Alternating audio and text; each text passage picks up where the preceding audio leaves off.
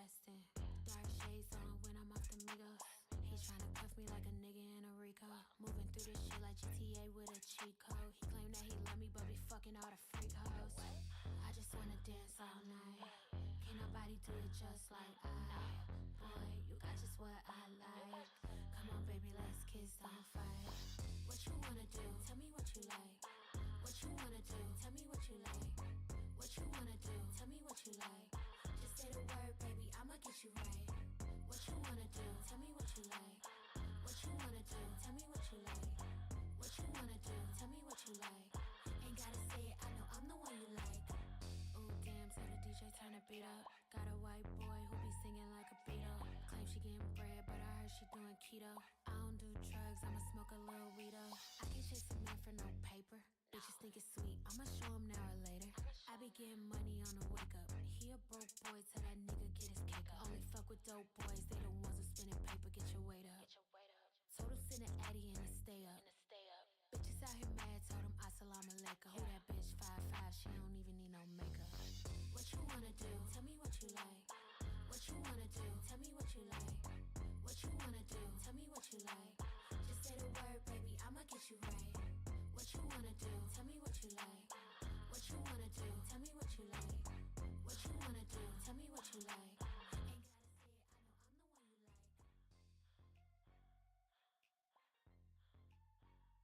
Chat, we are here. Good morning, good morning, good morning. Also, good afternoon and good evening. It's finally time. Oh man, it's finally time.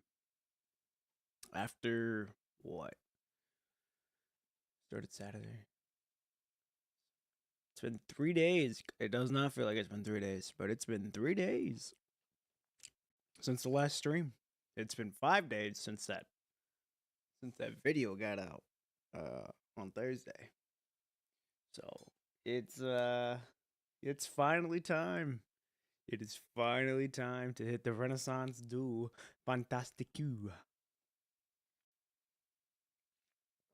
I think I'm butchering a little bit, but I think I'm pretty spot on top of that. But yeah, hope you guys are having a good morning, a good evening, and a good afternoon wherever you guys are. We are finally hitting the main story of PGR after, I think it's been a week, and that's fine. We got some good stuff out of it. But it's time to get back on the road. And we're going to be doing that exactly. But yeah. Hope you guys had a good weekend. Hope you guys had a good Memorial Day. Mine was interesting. It was interesting, I'll say that at least. But it was good. It was good nonetheless. It was very good nonetheless. So, I don't think there's anything too much for me to do outside. I've got everything prepared for where I wanted to be. Everything prepared now. Tell you what, I did not sleep good at all. I slept like I'm not gonna lie, I slept like shit, but it's fine. You know what? Because I'm still here. Because I woke up I went to sleep by 9. Woke up at 11, and then you get like them feelings of like when you kind of get to know like, oh, it's gonna be a long night. Like you get those wake ups like, oh, it's gonna be one of them nights. I've had them many times. I'm gonna say that. And I woke up at 11:30. I tried to sleep. And I'm like, this is gonna be one of them nights. So I literally woke up and I worked on content. Dead ass till about almost 4 o'clock. And then I was able to not fall asleep till about 4:30. And then I got up at like 5:30. So only like an hour of sleep, which is fine. Hey, like I said, it's fine. I'm going to have them days. But I worked on content for almost, let's see. Actually, I wrote it all down in my notes. I ain't going to share that book though. That book got the blueprint for what I got going on. Oh man, I can't wait. The things that I was cooking up though, I was like Metro Boomin with the fire on the pen. I was cooking. I ain't gonna lie, I was cooking. But yeah, that's pretty much what happened. But hey, we're here now, and that's all that matters. It's time, finally, for the Renaissance du Fantastique. All right, I'm very excited that we're back on the main story now. So excited we're back on the main story now. It's gonna be fun. It's gonna be great. I don't know what to expect. I'm going in blind. Like from here on, from this point, okay, I knew that I was going in blind after after Bianca's thing, but this time, truly, we going in blind. All right, this time, truly, we going in blind. I don't know what the fuck to expect, but it's gonna be a hell of a day. And the music already set the tone. All right, here we go. Let's get this started. Episode 22. Renaissance du Fantastique, the daydream. The young girl still dreams. All right, let's get it. We finally here. I'm excited. Alya had her own little fantasies about what Earth would be like before her first assignment. Chat, I'm hyped. Having only read about Earth in textbooks, she often imagined what's become of Earth now. Oh yeah, we already doing good work already. The kind of poetry people on Earth are now writing, and how drastically different their culture must be from the Golden Age. Oh, oh man. She'd imagined herself coming across some unwithered spider ivy in some ruins and giving them her colleagues back to Babylonia. She'd imagined herself traveling through where all the past heroes once fought and commemorated with them with a long overdue requiem. Oh man. Cruel might be reality, and yet she was determined to remember every second of it by heart, with her eyes wide open. All the while feeling uplifted by the idea that her artwork would rise to new heights with new experiences. Ooh! Until, that is, reality shatters her imagination into pieces. Pieces upon which she now finds herself standing on. Oh yeah, we already getting in the deep of it all. A team of dozen constructs is now making its way through the wild. They have lost 2 members, and the survivors are not faring well, with severe neural circuits, alloy bones exposed, and corrugated clumps of vital fluid on their skin. Several constructs cannot walk without help. The pink-haired member walking at the end of the team is the least damaged, being one of those meant to be protected. Oh, so what is it, an escort mission? She stands blankly at the team, keeping a distance from them. Having sensed the gloom in the air, one of the constructs walking in the front slows down until they reach Alya. How are you holding up, Alya? You did really well for someone who came down for the first time. Thanks. I'm feeling okay. This is Alya's first ever big archaeological assignment since she joined the team. When WGAA discovered this archaeological site, it sent the team down to collect documents and relics that were left there. Task Force had cleansed the site, meaning that, theoretically, they weren't supposed to come across any corrupted in droves. As fate would have it, however, they found themselves surrounded by countless corrupted, ones infected by previously undetected punishing virus when the archaeological team traveled deep into the site with the task force team that had come along. The task force team managed to escort the archaeological team to safety with all the documents and previous relics they had, at the cost of 2 of its members' lives. So I have a feeling they're not a fight heavy first type of group. They're like, of course, archaeological and research. They ain't meant to be fighting like that. Oh, Orpheus. You seem anything but okay, though. But it's common among our newcomers, since there's a world of difference between up there and down here. It's gonna take some time getting used to. I don't really know how to word it. But things just seem very different from what I thought they'd be. Yeah, it often do be like that sometimes. I mean, I still remember Rex's straight face and how... Oh, Rex? And how he'd always suddenly crack everyone up with a joke out of nowhere. And how Faye would say we'd be going to the next exhibit together after this mission. And now they are gone. I can totally relate. People have a false sense of security about what they're getting into, thinking they can just recall in the worst case scenario. But it is what it is, unfortunately, and life is the price we pay when we don't have backup plans to fall back on. Damn. Damn. We came to recycle technology and cultural relics from the Golden Age, and it's a breeze.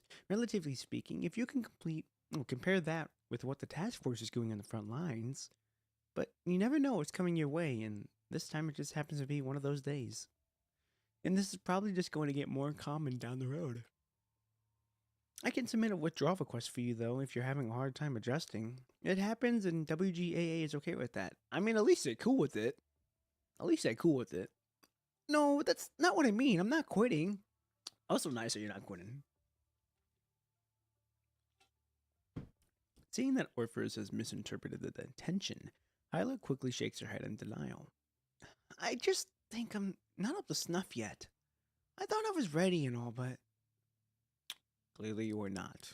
But this word will shape you up and spit you out, and it'll make you go some thick skiing really quick.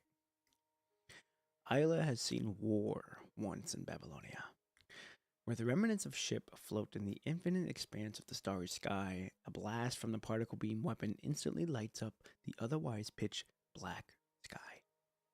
At that moment, beholding the same view as her dear friend, she thought they had an unspoken rapport established between them.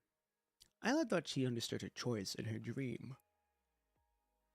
and why her friend chose to leave without bidding farewell. And yet, she now sees that she knew nothing. When her friend was out in Hetero Space Station fighting the corrupted, Isla was sitting... 1 second, this is a little too loud for me.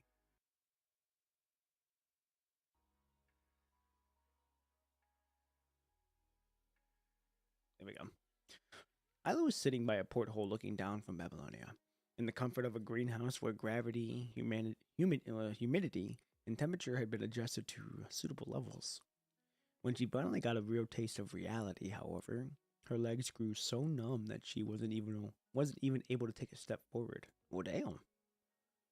All paths would be rectified, as long as we portray the world as it truly is. I wonder if that's Selena.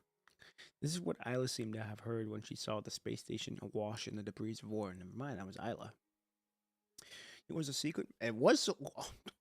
I'm butchering my show. It was Selena. It was a secret message Selena had left her, and was the answer that Isla's idealist of a friend had found at the end of her journey. And Isla thought it was heavenly revelation, and that following her dear friend's path would take her to where she herself wanted to go. Oh, one that was so optimistic and one that seen the reality. But when she saw the punishing torn world with her own eyes and heard weapons thrusted through corrupted, hey, what are you doing? Just keep moving with whatever you're holding. Our mission is to send you back home safe, guys. Do us a favor and soldier on now. And when she looked at all the blood-stained constructs in the eye and witnessed people she had only just befriended being turned and torn into pieces, she grew hesitant. She was not as brave as she thought she was.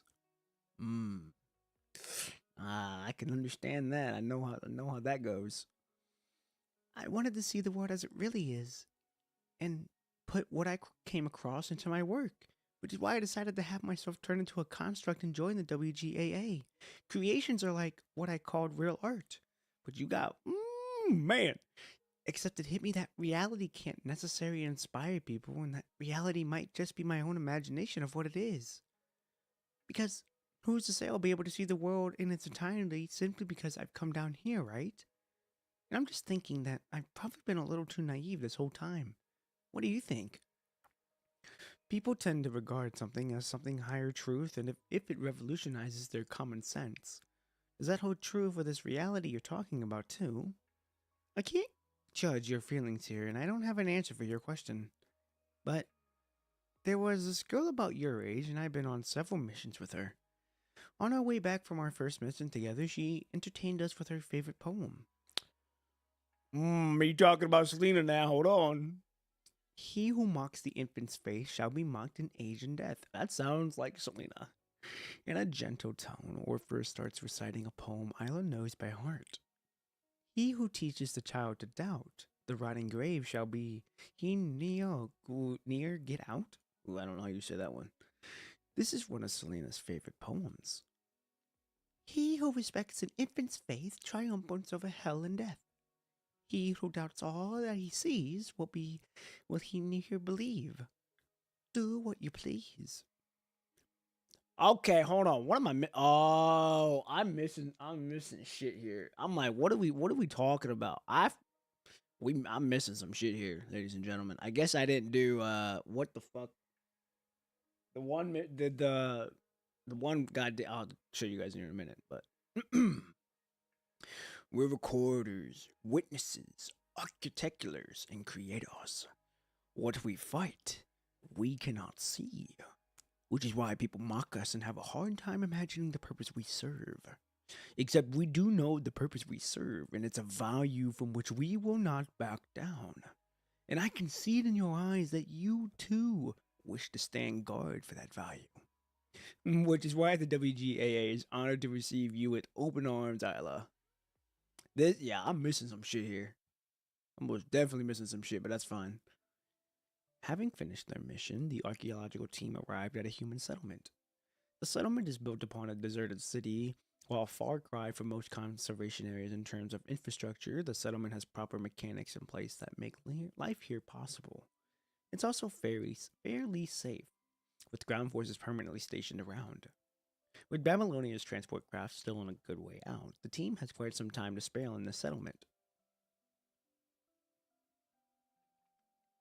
Alya walks around the settlement, taking her time to observe this place that has been put together by humans here who had built it with whatever they could to get their hands on.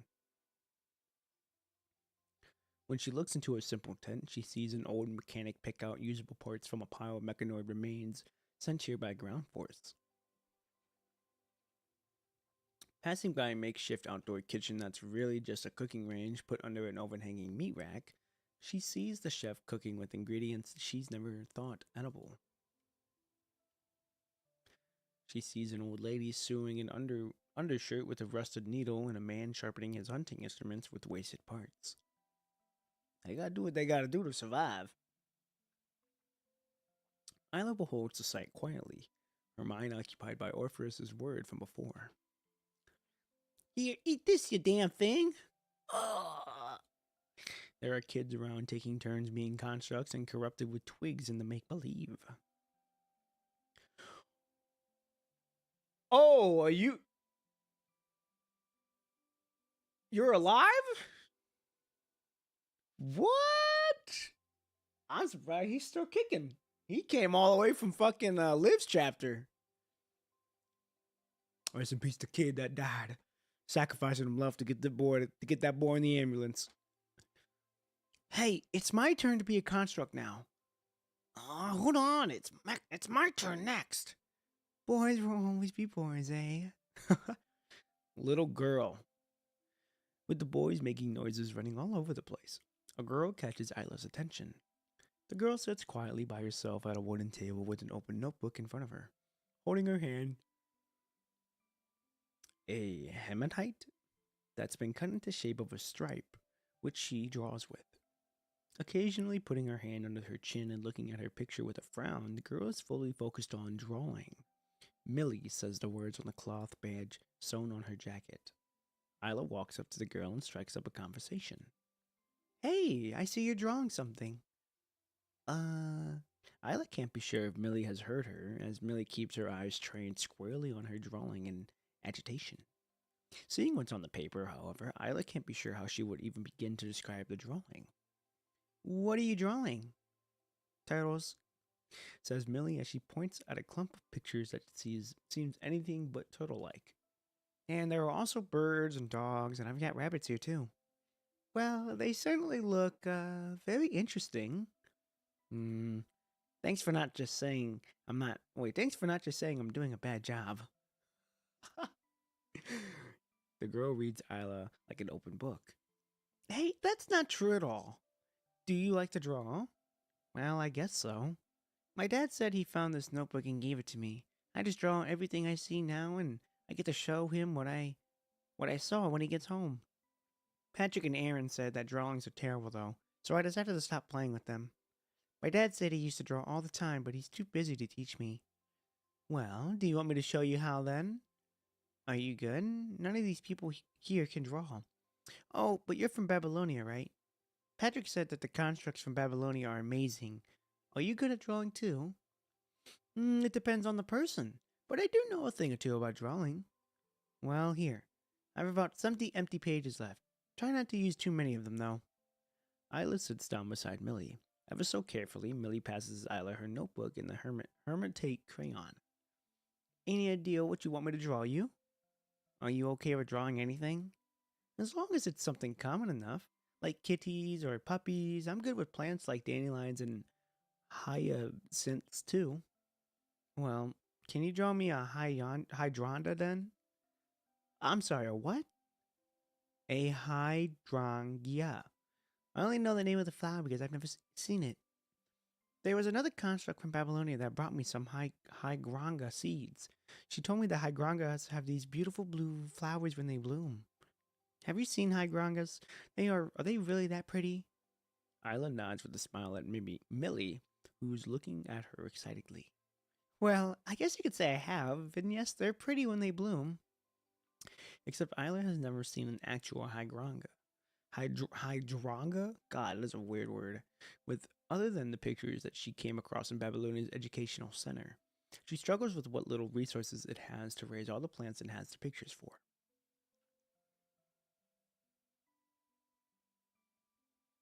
Isla, however, decides to give it a try anyway, hoping her attempt would give Millie a glimpse into the world she's never seen before. Uneven all, the dull tip, the hermit crayon Isla is holding hardly makes a convenient tool to draw with. With a tool as unsuitable as this and a lack of proper instructions, Isla can't imagine anyone making anything meaningful progress at that drawing on their own. Now, let's add a bit here and there, and that should do it, I think. Isla shows Millie her finished work. Wow, this is amazing! It looks so real! Are hydrangeas really this pretty? Well, this is based off what I remember off of it. I'm sure it's different from how you imagine it because it's not even blue. But just wait until you see a real hydrangea in your garden, and I'm sure it'll be a lot prettier than the ones I drew. And drawing is not as difficult as it seems, and I'm sure you've realized this after seeing me draw this now. To start with, this is what you need to do. Isla shows Millie her ways, which Millie quickly picks up. Where did you learn all this? I have never thought about any of the things you said just now. So where did you learn all this stuff? Did you have a teacher who taught you this in the Babylonia? I'm from WGAA, and it's an organization at Babylonia. People from the WGAA are experts in art, and that's where I pick up a lot of what I know about drawing. WGAA? What's art anyway? Well, art is... Isla decides not to bombard the kid with technical definition of art she knows like at the back of her hand. Let me see. Millie, what makes you want to show your work to your dad? Huh? Well, because my dad is always happy when I share my drawings with them, and I just want to show him what I see and do out here every day because he's hardly ever home. I think that's a beautiful reason for you to keep drawing. To me, at least, art is something that's created with motivations like that. Drawing, dancing, writing a novel, or poetry are just some examples of art. And there were also movies and manga back in the golden age. Hell yeah, there were. Manga? Wait, I'll be right back. Moments later, Millie comes back with a booklet. This is what you call manga, right? Because this is what my dad calls it too. Millie gives the paperback to Isla. It's an old one. Its pages haven't yellowed from time, but not so much so that Isla has trouble reading what's in it. Is this from Beautiful Angel? The manga is a series that gained traction during the Golden Age based on the anime and toys that came before the series itself. It's by the same author that drew Kamen Rider. The girls in the story are amazing. They transform into these beautiful ladies with magic powers and rough up the bad guys. I remember reading a few of these in Babylonia's education center when I was a kid. Boy, was I addicted. These were good times. Really? I'm so jealous. This is the only time I've read it so many times already, but Dad said he can't find another one. Can I borrow it from you? Can I, trade yours with this one? I would love to help, but I think they only have a few copies in Babylonia, and I don't think I could even take them out. Oh no. But I really wanted to find out what happens next. Aw. At the end of the series, two protagonists are chosen as beautiful angels by the fairy to fight the monsters. The two become friends because of that and started their journey from there. The story stops there, leaving many cravings for a sequel.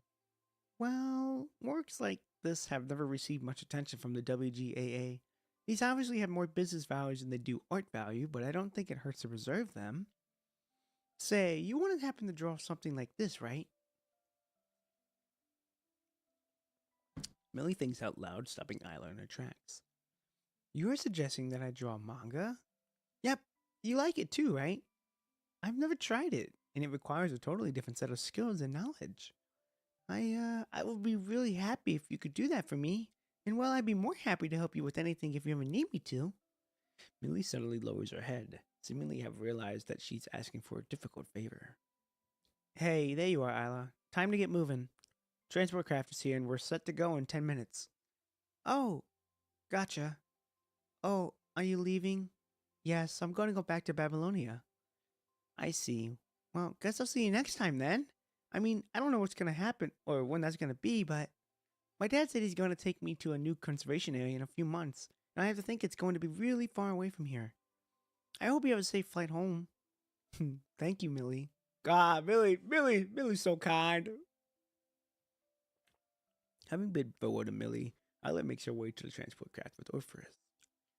Did you have fun hanging out with the kid? Not kids, just her. Happy to see her by herself. Most of us from the archaeological team chose to avoid having contact with people from conservation areas, though. All because we're not task force? People living on Earth think that all constructs from Babylonia are superheroes, but we all know that can't be further from the truth. See, we're nothing without task force help. Say, how would you define art? Whoa, caught me by surprise there. Well, let's see. It's not clear cut, and it depends on which theory you buy into. To me, art is something that's both within and out of our reach. There's this famous author who once wrote a diary that he decided that one must love and work, and that's it. But then the day after he wrote, he was tired and didn't love and didn't work. He's always felt lost in life and doubted the weight of his own words. But he kept going, and his work has become a time-honored part of human civilization. We'll probably never reach his heights, and what we do now might not amount to anything at all. But still, Isla has her own reasons to press forth. She cannot say with certainty that nothing will ever change her. For all she knows, she might have a change in mind tomorrow.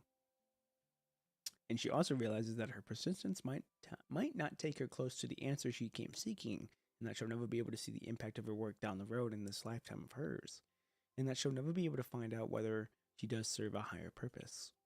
What happened today might happen again and again and again and again. She's going to find herself torn apart and put back together. Still, she regrets not that she's chosen this path with a belief so naive, much like how Millie is excited to show her father her drawings and how she desires to find out what happens next in the manga series. I'll be right back. Isla, where are you going? Without an answering Orpheus, Isla turns around and goes back the way they came. Huh? Hey. Big old fucking ups, boy, yes, sirski! Did you forget something? Yes, I did, and it's very important. Taking a knee, Isla is not at eye level with Millie. My name is Isla, and I'm from Babylonia's WGAA. Can I borrow your manga? It'd be really helpful when I draw a sequel. Oh, she gonna take on that purpose, says Isla as she points at the manga from the Golden Age. Oh! It takes a few moments for Isla's words to sink in. Really? Are you really gonna do that for me? Yep. Here, let's pinky swear. I can't draw it right now, but I'll get to it when I'm back at Babylonia. The girls are going to beat the bad guys, become great friends, and save the world together. Oops, I forgot to remind you a spoiler alert there, but hey, who knows what's gonna happen, right? So stay tuned. But I probably won't even move around when you're done. It's fine, I'll come find you. I'll go through all the conservation areas there are until I find you. Isla realizes that this is probably not a promise she'll be able to keep. Still, it's not a promise she regrets making. And when I do, I'll give you your manga back, along with the new one I will draw for you. I promise. Oh yeah! We're here! We are here, ladies and gentlemen! The Renaissance Duo Fantastique! Hell yeah, boy. It's time. Alright. Episode 22. Bal du Malone de la Galte. A new generation of actors. Okay, now hold on. Before we even start this, I think I'm missing something here. I think I was supposed to do where the hell is it at? It's not this. Not Once in a Blue Moon. Not Journal of Promise either. Not Arcade Anima. Which one was it? Hold on now. Unless I took it away. Here it is. Challenges. I think I was supposed to do Retrocesivo di Fantasia. I think I was supposed to do this. And I did not do it. I didn't even fucking start this damn thing. I think I was supposed to probably start this. If I was supposed to start this one, then oops. I don't think there's anything really that I'm missing. I'm sure I'm missing something here, but I don't know if I am or not. I can't say. I'm not gonna start it, but I think I might be missing something in chapter 16 because I have not started that whatsoever. But I know there's a story there. But I don't have anything on that. Will that hurt me a little bit coming down this later chapter? Who knows? We're gonna see. But oh well, it is what it is. All right, here we go. A new generation of actors going on the stage. Bal du Malone de la Gatte. Let's do it.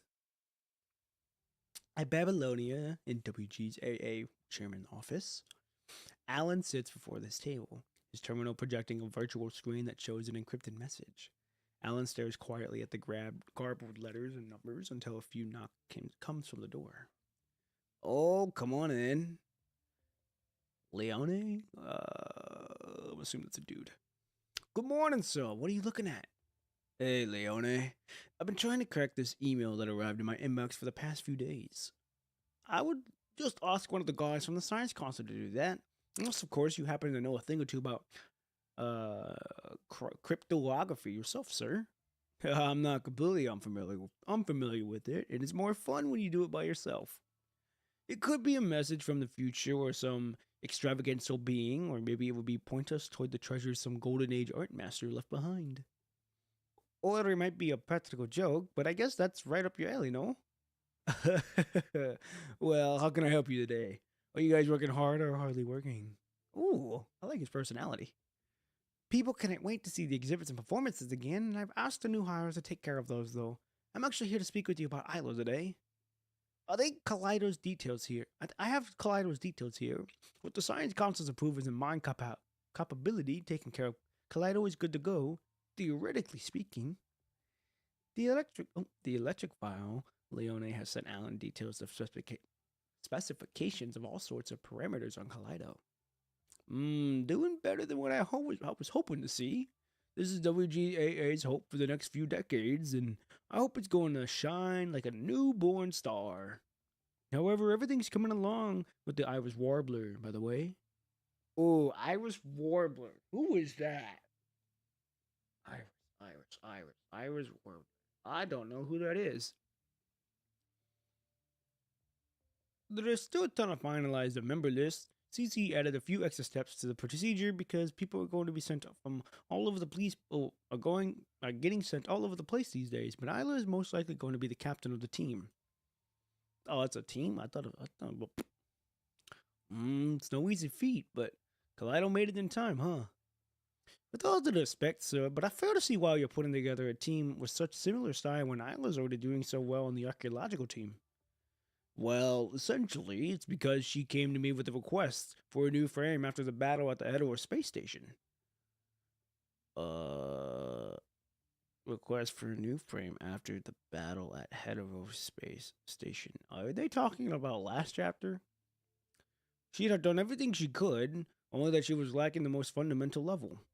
And looking back now, I guess the idea of forming a new team had been sitting on the back of my mind as far as back as when she took over Selena's place and came to WGAA.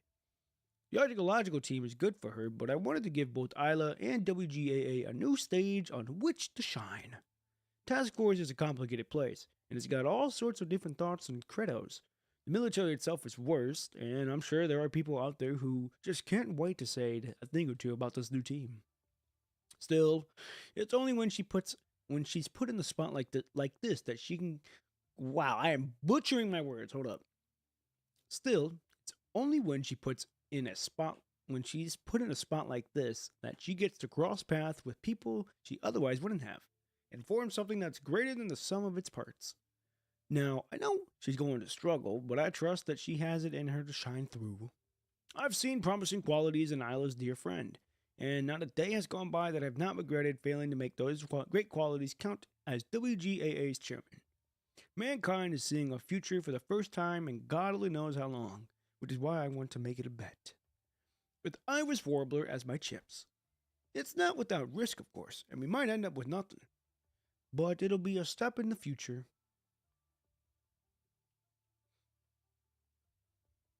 Oh shit. Having transferred a few buildings and hallways, Wells now finds himself standing by the door of Task Force meeting room. When he lets himself in, he sees the person waiting for him. Seeing Wells, the young commandant inside rises immediately to salute him. Zika from Task Force, reporting for duty at BTS 9 o'clock. How are you doing, sir? Thank you for coming out of this Thank you for coming out of this hour, Commandant. How is everything coming along with the team you've been leading? Freezing momentarily at Wells' question, Zika gives her answer. They've been released from the team, sir. Jessica and Randolph have been sent to the Red Scorpion to fill the vaccines of their lost members. As for George, he joined Pelican and is now on a surface mission. And I, myself, am currently standing by at Babylonia, waiting for Cece to notify me of my new assignment. Zika sounds understandably upset because the commandants having their team dissolved and reassigned is not unlike having a command center directly criticize them for their lack of leadership. Making headway there, I see. They have my best wishes wherever they go, of course. Sir, I understand that I'm just getting my feet wet, and I am so far cry from some of the best commandants we have here. But still, I saw potential in Apatite, and all we needed was just a bit more time to... It was an appropriate decision that came with the staff's evaluation regarding team performances. Randolph, Jessica, and George are obviously excellent constructs with respectable experiences under their belt, but as a whole, Appetite left much to be desired as an elite battle squad, which is why I'm assigning them in teams in desperate need of new members. This was the most logical course of action to take. Every soldier needs to shine with their best potential, and making that possible for them is the primary principle on which we base our assignment decisions. Yes, sir. I understand that I have nothing but my own lack of leadership to blame for failing to bring out the best of my team in the battles we've been through. But I've since learned a great deal from Vanessa ever since, and with that, I'm ready to redeem myself. Oh, okay, so she was a pupil of Vanessa. Come next battle, I'm certain I'll be able to... Zika. Well, cuts her short. You see Poppin' P as your goal, don't you? Hey, now... I'm grateful, and I'm blessed to see that I'm the goal. But don't copy me. Don't copy me. You gotta stretch your own path. Well, I kept a close watch on your academic performances as the tactical instructor for your class. And despite all the objections the higher-ups at FOS had about your qualifications as chief of your class, I, for one, didn't find anything out of the place. Both Grey Ravens and Strike Hawks commandants graduated as the chief of their classes, and both their own squads went on to become the legends people know as them today. Hell yeah! Everyone has such high hopes for you and hopes to see you shine as the next legend because you're the first chief from FOS to have applied to task force after 2 of them graduated at the top of their class. Wait a minute, what? You You are the first chief from FOF to have applied to task force after the two of them graduated. It's top. Oh, okay, so number one, no one wanted to do this, but she wanted to. I can respect that. I respect the hell out of that. Some of the parliament wanted to vouch for you, thinking that you, a rookie, will be able to do things in the way they deem appropriate, which is something they can't be asked of the wild horse. That's okay. We ain't a what? What? Why are we a wild horse? What? Oh, I see now. They want to try to wrangle me in, but you can't do that for me. At the time, they also hoped your existence would serve to encourage the younger generation at Babylonia, because not only would it mean a bigger reserve for the military, but also more votes for themselves. Hence your immediate assignment to Alpadite, right after graduation. But with great expectations, of course, comes massive responsibility. Be it Chrome or Pop and P, they didn't get to where they are today because they are chiefs. Except they tend to believe that there is casual relationship because of all that, because Chrome and Pop and P have achieved. Let me be straight here. You will not become the second Chrome or the second Pop and P. Ain't that the fucking truth, Wells? You gotta tell her. You gotta be your own person. From what I see in your talent, potential, and performance, it seems highly unlikely for that to happen. This is not to say that you'll not excel as a commandant. You have a strong might beacon and managed to stay uninfected when the hetero tower came up, which is extraordinary. Except you split up from your team at that battle from the get-go, when you could have fought much more effectively if you stayed with them. So there is that. And given Apodite's performance over the past half a year, we just didn't think it made any sense for us to continue holding such a high bar over the team. I wouldn't say you're to blame, though, because the chemistry between commandants and their team members does play a big role in a team's performance, too. Nonetheless, the job of a commandant is to bring out the best in the team. FOS might have taught us a lot of theories, but knowledge remains nothing more than knowledge if a commandant cannot effectively formulate a strategy in accordance to whatever the ever-changing battlefield and vice versa, of course. Is this you speaking based on the staff's principles, sir? I've been a part of the staff for far too long to say my logic is free of their influence. But everything I said just now, I didn't say as a chief of staff, but as one of your teachers from FOS, if you will. You will not figure out what you really want to go down the path walked by someone else. Wait, you'll not figure out what you really want going down a path walked by someone else. Yes, of course, sir. I'll keep everything you said in mind. I know I can be a little naggy sometimes, but old habits die hard, huh? Anyhow, that's that. Let's get down to why you're here today. We're here today to talk about your assignment to your next team. As far as reassignment goes, you normally expect a notice of a reassignment to be sent your way from CC, except the team you'll be assigned is still to be under review, and the best decisions regarding its members are only tentative. Now, having taken everything into account, I believe you make a good fit for the team's commandant. And I also believe you have a great deal to learn from the team's captain, given your proximity and age. I beg your pardon? Well, I guess I'll let the person in charge take the floor from here. Someone knocks on the door. Oh, is this gonna be Alya? Oh, it's, I forgot his fucking name. Alan. Right after which a man with a friendly smile walks in. It's sure been quite a while, Wells. I don't believe I've had the pleasure. My name is Alan. I'm from WGAA's chairman and Irish Warblers organizer. It's a pleasure to meet you, Sika. Interesting. Something's in my eyebrow. Moments of darkness later, her visual model was back and running. Sitting up in the mechanical pod, the construct turns and looks at the white-haired woman, who is now wearing a somewhat disturbing smile. We're done with your routine treatments. Orculum? I think that's that. Orchulum? Guess this is the last time I'll be seeing you here. And I was hoping you'd call me Trojan at least once. Says the female construct with a weary smile. Okay, we got new characters, new faces. And I was hoping you'd split out something smarter than that mouth of yours, Orculum. But I guess your mind is probably too damaged. Come on. I thought we'd be on first name terms by now.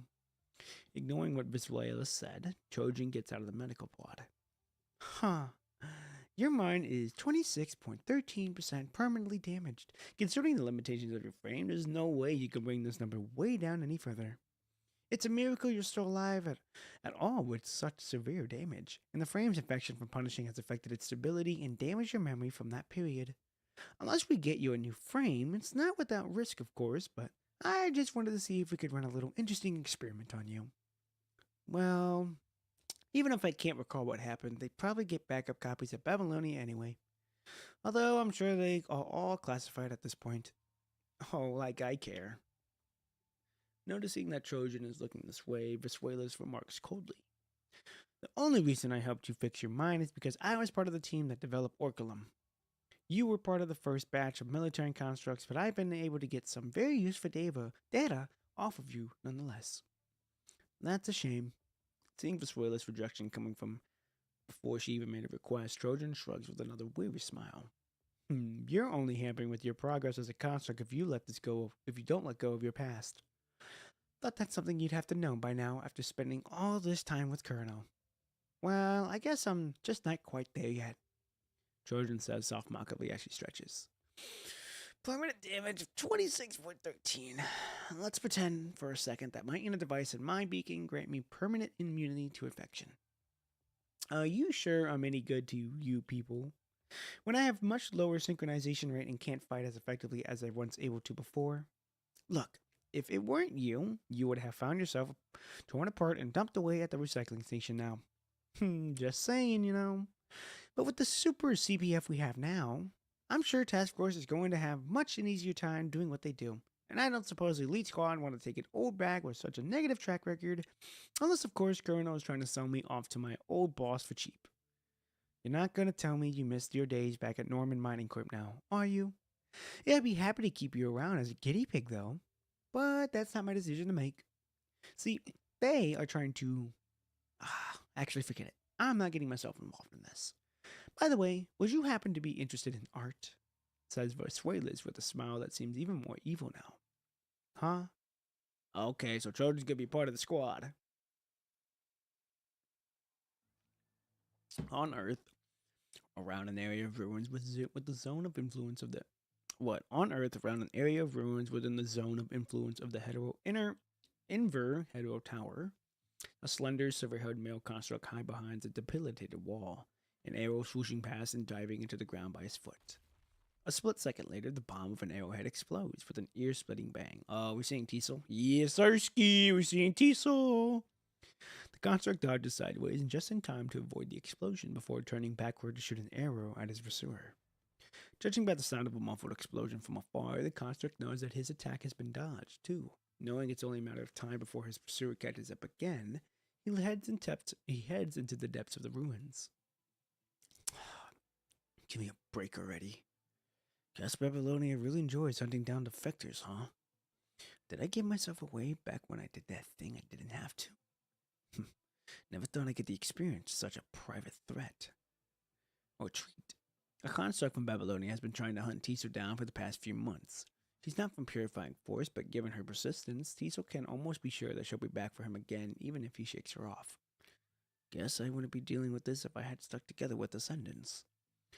But freedom is a too steep price to pay in exchange for shelter. I'd rather you stick together. Then I could get rid of you all at once. Teasel dodges out of the way before a metallic arrow could hit him. The arrow rams into a wall, its fletching threatened to burst from the reaction force.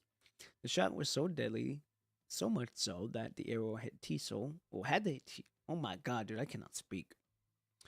The shot was deadly, so much so that had the arrow hit Teasel, it would have gone straight through his armor and killed him, if he had not been infected by punishing. Oh, shit! It's Echo. No way, bro. Oh, she out. She cold with that look, bro. I was not expecting that, bro. Damn, she got that. Ooh, that look is that look. She ready to kill someone. That's crazy, bro. I'd surrender now if I were you, Teasel. Oh, god damn, dog! Says a female counselor with light purple hair as she walks out from behind a wall. With the string on her bow at full draw, she is ready to send the arrow flying straight at Tiso if he so much so dares to move a finger. That bow you're holding there. You're not going to blame that weapon for your own skill issue, are you? Damn! Well, I was just wondering, if I'd find a woman with the same kind of hairstyle as colors as you're despicable. And do me a favor and stop calling me Teasel. That's not the name I go by anymore. You think I came all this way here to chit-chat? Tell me, where are the other defectors here? And I just might spare your life for you to make an appearance at your court-martial. So you think you're gonna give me an open and fair trial for what I've done if they catch me, huh? No, they aren't, because they die to get their hands on a transcendent they could use as a puppet. Kamu from Strikeock is an exception, but I, Tiso from Egret, won't be so lucky. They're just gonna lock me up in some ground headquarters and cut me up piece by piece and day and night for their research. Is that what you want from me? That's a bunch of nonsense, you pathetic... Pathetic? What makes you think you're one to talk when you don't even know you're being toured around? Says Tiso with a smile as he flips a switch in his hand. What are you... Before the construct finishes her sentence, Tiso activates the electromagnetic trap he set up beforehand, setting a powerful shock through her body that paralyzes her. Don't worry, I'm not gonna hurt you. You seem to be in an interesting position yourself. It'd be a shame to kill someone who has the potential to pass the filtering. What are you talking about? There's no point in being here any longer, so I'm gonna have a talk with our Miss Rookie first. Farewell, and let's hope we get to work together next time we see each other. You never know. Damn it! The construct watches Tiso leave, unable to stop him. Dude, this is very interesting. We already see an echo. 3 hours later, the electromagnetic trap finally becomes ineffective. Work together? Cut the crap. With her body numb, she's on the ground gasping for air. Oh? She rubs her head, waiting for her mind to fully recover from the paralysis. He got away again. She thought she could catch at least one defector within the period Commander Nikolai has set. Now the intel from the Purifying Force is all wasted. She's not originally a member of the Purifying Force. It is only because of her obsession for the defectors that compelled her to take this mission off the hands of the busy Purifying Force. Okay. Her legs are still numb. She gives up on trying to stand and lie down on the ground instead. The aquamarine, oh, that's what it was. The aquamarine inner hetero tower reflects on the horizon. The huge tower is like a mirage, silently looming over all on the ground. No matter how many times she looks up at it, she could still not believe this miracle had happened in reality. Grey Raven, her personal terminal rings. At this timing? She raises her hand up in the air as if surrendering. Pushing herself upright, she starts to read the message. New squad transfer notice. Warning, if you continue to ignore this transfer arrangement, Command Center will deploy the Purifying Force to distract you back to Babylonia. Military disciplinary actions will be taken. Squad. What a farce. Whatever. The only thing she could do right now is obey. The only thing she could do... Oh, I'm sorry, she? What is she, talking in third person? She smiled brutally at the tinge of helplessness, and she continues to scroll through the message. You are to be transferred to... Iris Warble. Oh, shit! She, Isla, and now Trojan? Ooh, we get some crazy figures. Babylonia, WGAA.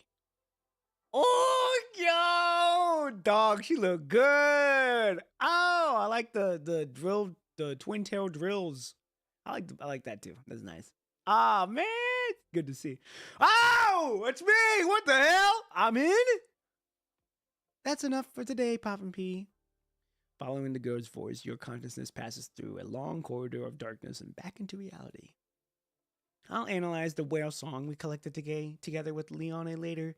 As usual, I'll send you the results afterward. Thank you, Isla. I'm the one who should be thanking you. That time with Helmet was already a close call. On top of that, you only just recovered. Okay, what am I missing here? Whoa. What am I? Oh, I'm definitely missing something here. I'm most definitely missing something here. Okay, we gonna do my research real quick. This is new. This is most definitely new. I don't know if I'm supposed to be reading this right now. PGO before chapter 22.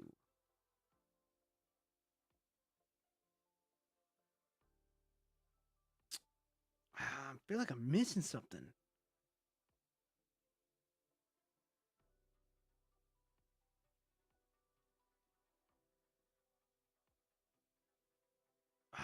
I don't know if I'm supposed to be reading. I don't know if I'm supposed to be reading this right now. I think I'm supposed to be reading her.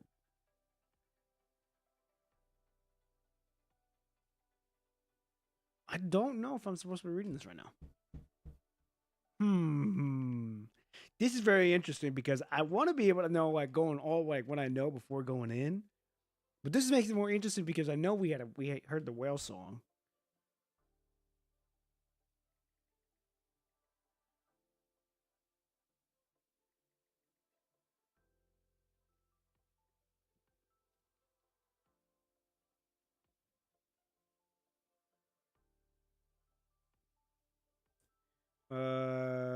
Okay.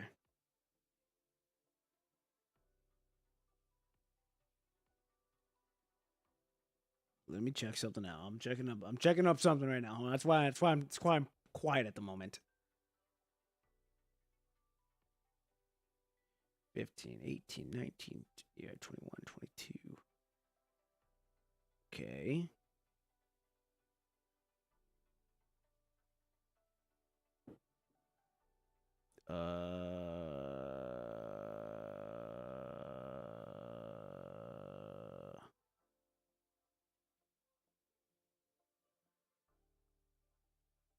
I feel like I'm missing something.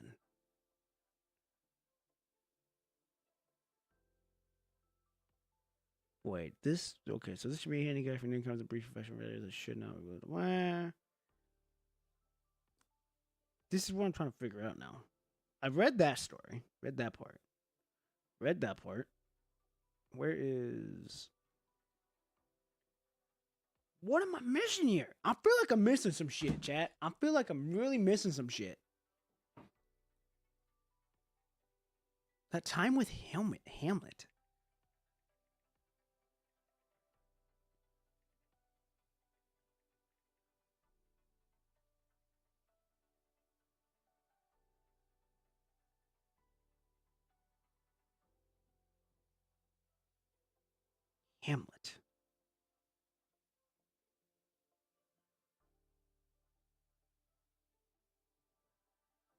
I think I am supposed to be playing Rita Fonto.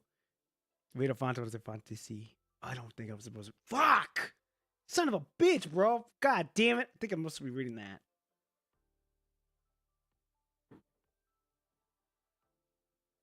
Hold on.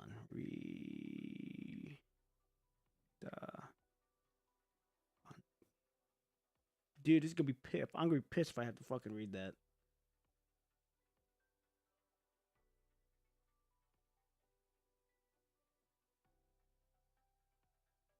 All right, hold up. I'm almost done, chat. We're gonna get this back in a minute. Fuck, bro, this is crazy, man. I'm gonna.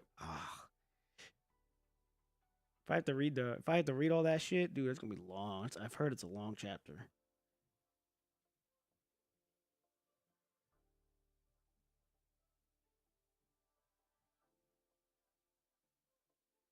Incredibly one down mode I'm on. Final boss is really fun and creative fight. Makes me reminds me of really good. Just repetitive horror.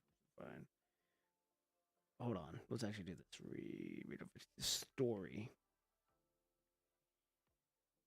Okay, Punishing Grave follows a familiar tale of the traveler confronting a dragon. However, as the player processes their play, the story expands reveal data that shouldn't exist, breaking the fourth wall. Meta narrative unfolds, particularly in response to the traveler like a paradigm.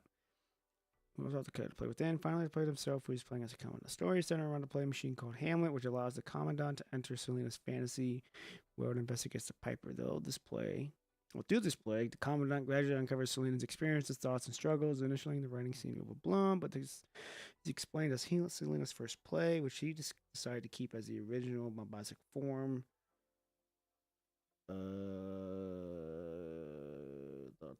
Okay. Mark the end of this chapter story. The end of my endless. To summarize the story, read to be simple. Before Selena departed for her fateful mission, she had been working on a new play that was one of the earliest pieces she had ever wrote. Missing her friend, Alya had been tirelessly studying the story in the construct body that was designed for the Selena, the S rank one. Okay. Filling it in, information gathered by those who know Selena, in hope that when Selena finally returns to occupy this body, she would know that she was not forgotten. And all these added data could help her recall her own life. Commandant was invited by Alya to view the play as well by connecting herself, or to the machine Hamlet by viewing it in immersive VR. The story begins with the trial. Okay, now I gotta read this. Hold on, now I gotta read this shit because I know this plays a part to this chapter. However, with the entry we unlocked, the story morphs a little ultimately. Data is not supposed to exist, appeared in the own story, breaking the fourth wall to play. Unbeknownst to the Commandant, the Merciful One has planted a data flower containing the memories data of the real Selena inside the Hamlet. Okay. Now this makes more sense. I should have read this story, but it's fine. We're just going to read it now. I'm not going to do that right now. That's so fucking long. Thus allowing some sort of remote connection to the real Selena on Earth. Finally, the Commandant is able to briefly connect with Selena, allowing Alya to pick up her signal on Earth. The story is meta on many levels. The story begins with you being traveler in the play, and then as the Commandant who playing as a traveler, finally the player who is a Commandant. The writer even used Selena to admit the many compliments regarding the gameplay itself.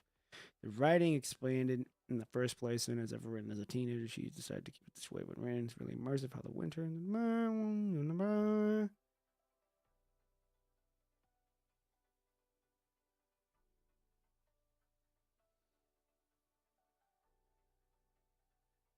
Okay, but at this moment, the player wants to skip the button. Haven't played this sometime to give a disaster. Yep. My score on the chapter story. If viewed in one go without grinding and time, the actual playing experience, second time anniversary for Vice following with PGR, introduction to Posure. Okay.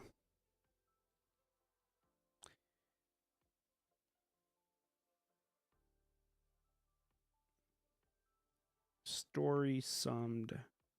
Here we go. Okay. Where the fuck is the story?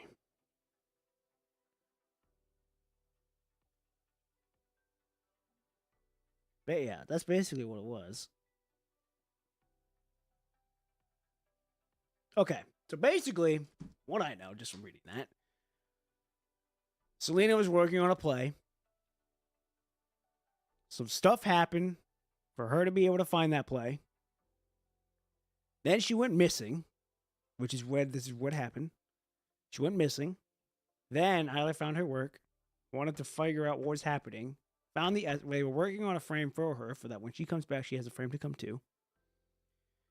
Alya asked us to help out, which we did, which was us connecting to Hamlet, one of the bosses in fucking that game, or in that event.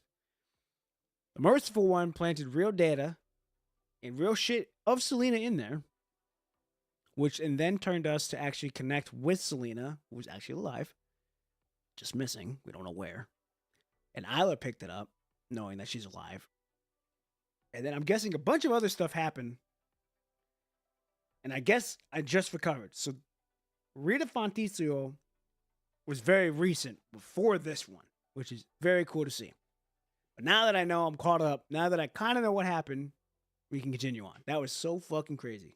Man. Okay, here we go. I want to help you, Alya. After using Capriccio and Hamlet to verify the possibility of remote connection, you would often visit the WGAA to help Alya search for the whale song signals on Earth, which is what Selena was trapped inside before we freed her. It is not an easy process. Although you are the best choice for performing a remote connection with Selena, you were only able to do so back then thanks to the help of Hamlet. It's not an easy feat to replicate.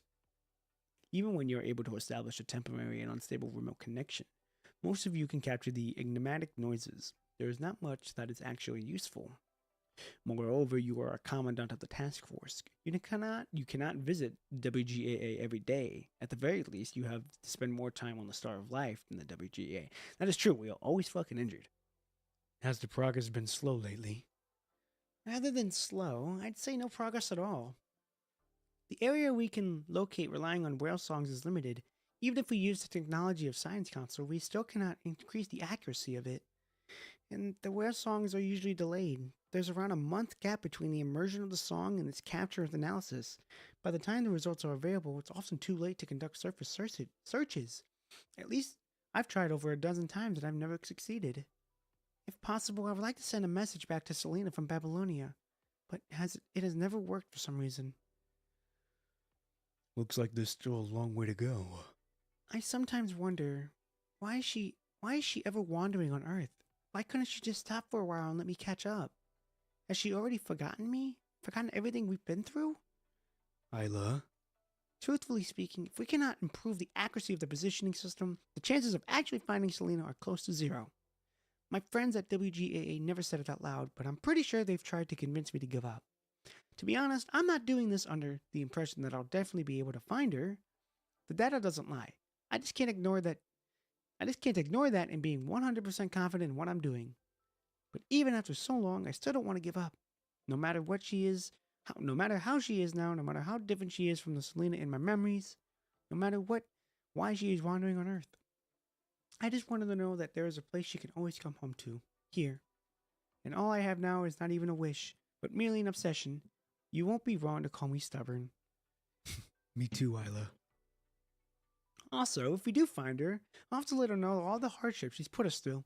I won't shut up about it for 3 months. No, at least half a year. The pink-haired girl smiles fondly.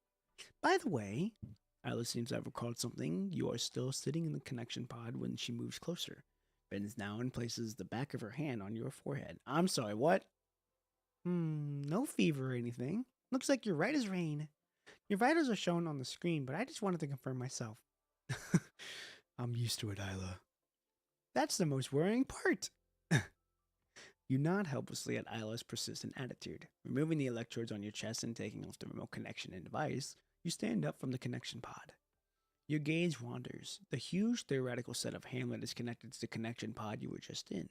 It is mostly thanks to the data harvested by from Hamlet last time that you were able to help Isla. Alya and Leone from the WGAA have performed some technical upgrades to Hamlet, allowing it to capture whale song signals on the surface more easily and visualize the information. It is a shame that only you can see its messages. Due to the remote connection restrictions and human consciousness protection mechanism of Hamlet, you would have forgotten most of the messages by the time you return to reality. As you had a dream but you cannot recall anything from it, your memory is slipping away through your fingers like sand. Every time you recover from this state of immersion, it would leave you feeling helpless for quite some time. Ugh. Isla continues to find and organize useful parts of the whale song on its terminal. This has been her life for the past few years since Selena disappeared, and no one knows how long it will still go on for. Gasping onto the tiny threads of hope, she frantically searches for hints of her dear friend. She must have experienced countless failures, countless disappointments, and countless moments of hopelessness. Even so, she has yet to despair. Being able to smile every day while sustaining this obsession, where does her motivation come from? Right. After spacing out and staring blankly at Isla for a while, you gather your wandering thoughts and ask about something else you noticed. Isla, what's with this frame? The frame Isla is using today is not her usual Brilliance frame. Compared to the Brilliance, this frame is more refined. It also looks more like combat frames used by the task force, but there are still bits of extravagance to its design. It is clear that Isla has had a hand in designing this frame. Oh, you mean Kaleido? It's just passed the conscious adaptation test. I'm just testing it out and calibrating it as I go. It feels quite different from your previous frame. Of course. This was made in reference to task force construct data. Kaleido was more focused on combat aspect. Although it's nothing compared to the specialized frame Lucia and the others have, it is the work of the most talented designer of the WGAA, so that counts for something. Leona even bragged about it in front of the Asimov when I went to do the conscious adaptation test at the Science Council. It's just that I might have been able to help you with the Hetero Tower if this frame had been finished earlier. It's the thought that counts, Isla. But why a combat-focused frame? So that I can battle, of course. Isla throws a few punches in the air to demonstrate. Oh, man. Well, I guess I want to be prepared just in case. Brilliance is a good frame, but I feel it lacks some departments if I'm to officially carry out missions on Earth. Officially carrying out missions on Earth? You're joining a task force? I guess you can say that. More precisely, it's a new squad founded with the help of WGAA on paper. It belongs to the task force. A new squad? Oh, you don't know, Commandant? Then let me tell you more. In the past, the archaeological missions of the WGAA were carried out by teams with members from both the task force and the archaeological team. As the constructs on the archaeological team were not made for combat, they required the protection of task force. Okay, now I'm not gonna lie, this is very good info for me to remember. It has always been like this until Selena disappeared. The chairman has been trying to redeem the situation since then. He's been thinking if we can form a specialized squad with a commandant like the task force does for more dangerous missions, maybe we can lower the chance of these incidents from happening. And recently, probably due to the successful reversal of the Hedor Tower, his idea is becoming a reality. After all, the WGAA is also responsible for retrieving scientific technological from the Golden Age. With the increase of search area, these kinds of missions are rising of importance. And the chairman even agreed to a bunch of extra conditions, such as paying for all the expenses of running a team and depending on a cooperation with the Science Council. Anyway, they finalized the squad, and I'll, of course, be a part of it as a representative of the WGAA. Need to show some support, am I right? So your frame was deployed specifically for that? To be precise, I've been wanting a new frame ever since that space station mission. You talking about Karenina's? That incident made me understand that intentions alone are not enough to achieve something. Gotta put some work, gotta put some actions into it. When in a pinch, even artists have to pick up a sword rather than a brush. They've all done it. Monet, Vera Gaston, and even Vlamic. Isla puts her own crest with confidence, pats her own chest with confidence. Hey, hold on now. It looks like she's already prepared for the future. You have to admit that there are times when you envy Isla's optimistic personality. That is true. Do I know the other members? You're not the only one in the squad, are you? Maybe you'll have heard the Commandant? You know what? I can introduce them later if you want to meet them. Commandant. All of a sudden, your personal terminal on your wrist rings, interrupting Isla. Commandant, it's almost time. The survey mission in Area B around the Hedor Tower starts tomorrow. I haven't seen you around all morning. Where have you been? Liv and I came to escort you to the war room if you need. Oh, no thank you, Liv. Or no thank you, Lucia. I'll be right there. Ending your conversation with Lucia, you stand and nod apologetically toward Isla. I guess they don't call you the Ace of Babylonia for no. Hey, come on now, boy! I got that name! You're always so busy. It used to be worse. Well then, you'll have to leave the introductions till next time. I'll definitely bring them over to Grey Raven's Lounge. But I wouldn't have expected you to let your team members know your plans. Why didn't you? A hint of realization taints Isla's smile, making it look more meaningful. I just don't want them to worry. God damn, ain't that the fucking truth? You did not hide your schedule on purpose, but ever since you last got discharged from the hospital, the members of Grey Raven, especially Liv, have been very strictly monitoring your health situation. Even pulling an all-nighter would be met with a cold shoulder. If you tell Liv that you have been going to the WGAA and attempting special remote connections, you shudder at the thought. Isla, I'll see you later then. I guess the next time we'll be meeting is after the mission. Oh, wait a second, Commandant. Yes? You're about to leave when Alya runs over to you. She extends her arms and pulls you. Yes! Oh, come on! Yes, Sirski boy! Woo! I'll embrace that hug, even though I'm not ready for it. What's wrong? Confusion hits you together with this ambush of hers, but Isla does not pay no mind to your slightly embarrassed expression. She closes her hands and continues to hug you close. She only lets go after 10 seconds or so. All right, that should do it. What? I just want to express my gratitude to... come on! Yes, Sersky boy. And I guess to encourage myself, no need to mind it, Commandant. You're going to be late if you don't get going soon. The ticking thought on your personal terminal urges you to hurry. You leave WGA before you could thoroughly think about the meaning of the hug. Oh, shit. I'm being too loud. You pass by a young woman in the corridor. She looks familiar, but since you are running out of time, you have no choice but to rush past her. Was it Sika? Or feeling it was Sika? Oh, was that? Last time we met, we were. I was quite nervous back then. I must have left a bad impression. No. Why the long face? Started by a lower voice next to her, Sika finds the turn the female construct with short purple hair and blue speaking next to her. Oh, you are Trojan, my number BP74. If I'm not mistaken, you're the new commandant, right? Trojan, hello, I'm Sika. I'll be temporarily taking the role of the Irish Warbler Commandant. Pleased to make your acquaintance. Is that so? Polite and young? A bit too young, in my opinion. I was heading to the WGAA to find the captain. That's why you're here as well, isn't it? Oh, yes, that's right. Are you not going to say hi to that commandant? It seemed like you wanted to. No, now's not the time. We should meet up with Alya. Let's go, Trojan. The WGA is up ahead. Interesting. Okay. Hey, we are off on a good start. We are off on a great start. Episode 22, The Art of Painting. The story starts from a liberist caprice. Ooh, okay. We in a fancy shit, boy. We in the bougie. A few days later at the WGAA, two new faces now occupy Alya's studio. Commandant Sika and Trojan, who are now part of the newly formed Irish Warbler, have been undergoing emergency art training with the help of Captain Alya. Never thought I'd be holding a paintbrush of all things. This is like some activity at a retirement home. Learning new skills with young volunteers. I don't know what to feel. Sika and Trojan sit in front of the carefully positioned fruit and flowers with a sketchbook on their laps.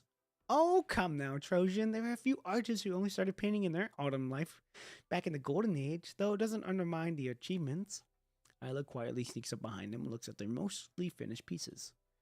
Trojan's sketchbook is filled with messy lines and it also does not seem like her drawing skills have improved in the past few days, but Alya still insists that she has potential. Ooh, God, I think I did something to my shoulder. That's not fucking fun. It's a good pastime, I guess. Even things like authenticating antiques required popular entertainment back in the Golden Age. Other than painting, Alya has taken them to the archive of WGA, where artwork and artifacts from the Golden Age and before are stored. Hold on now.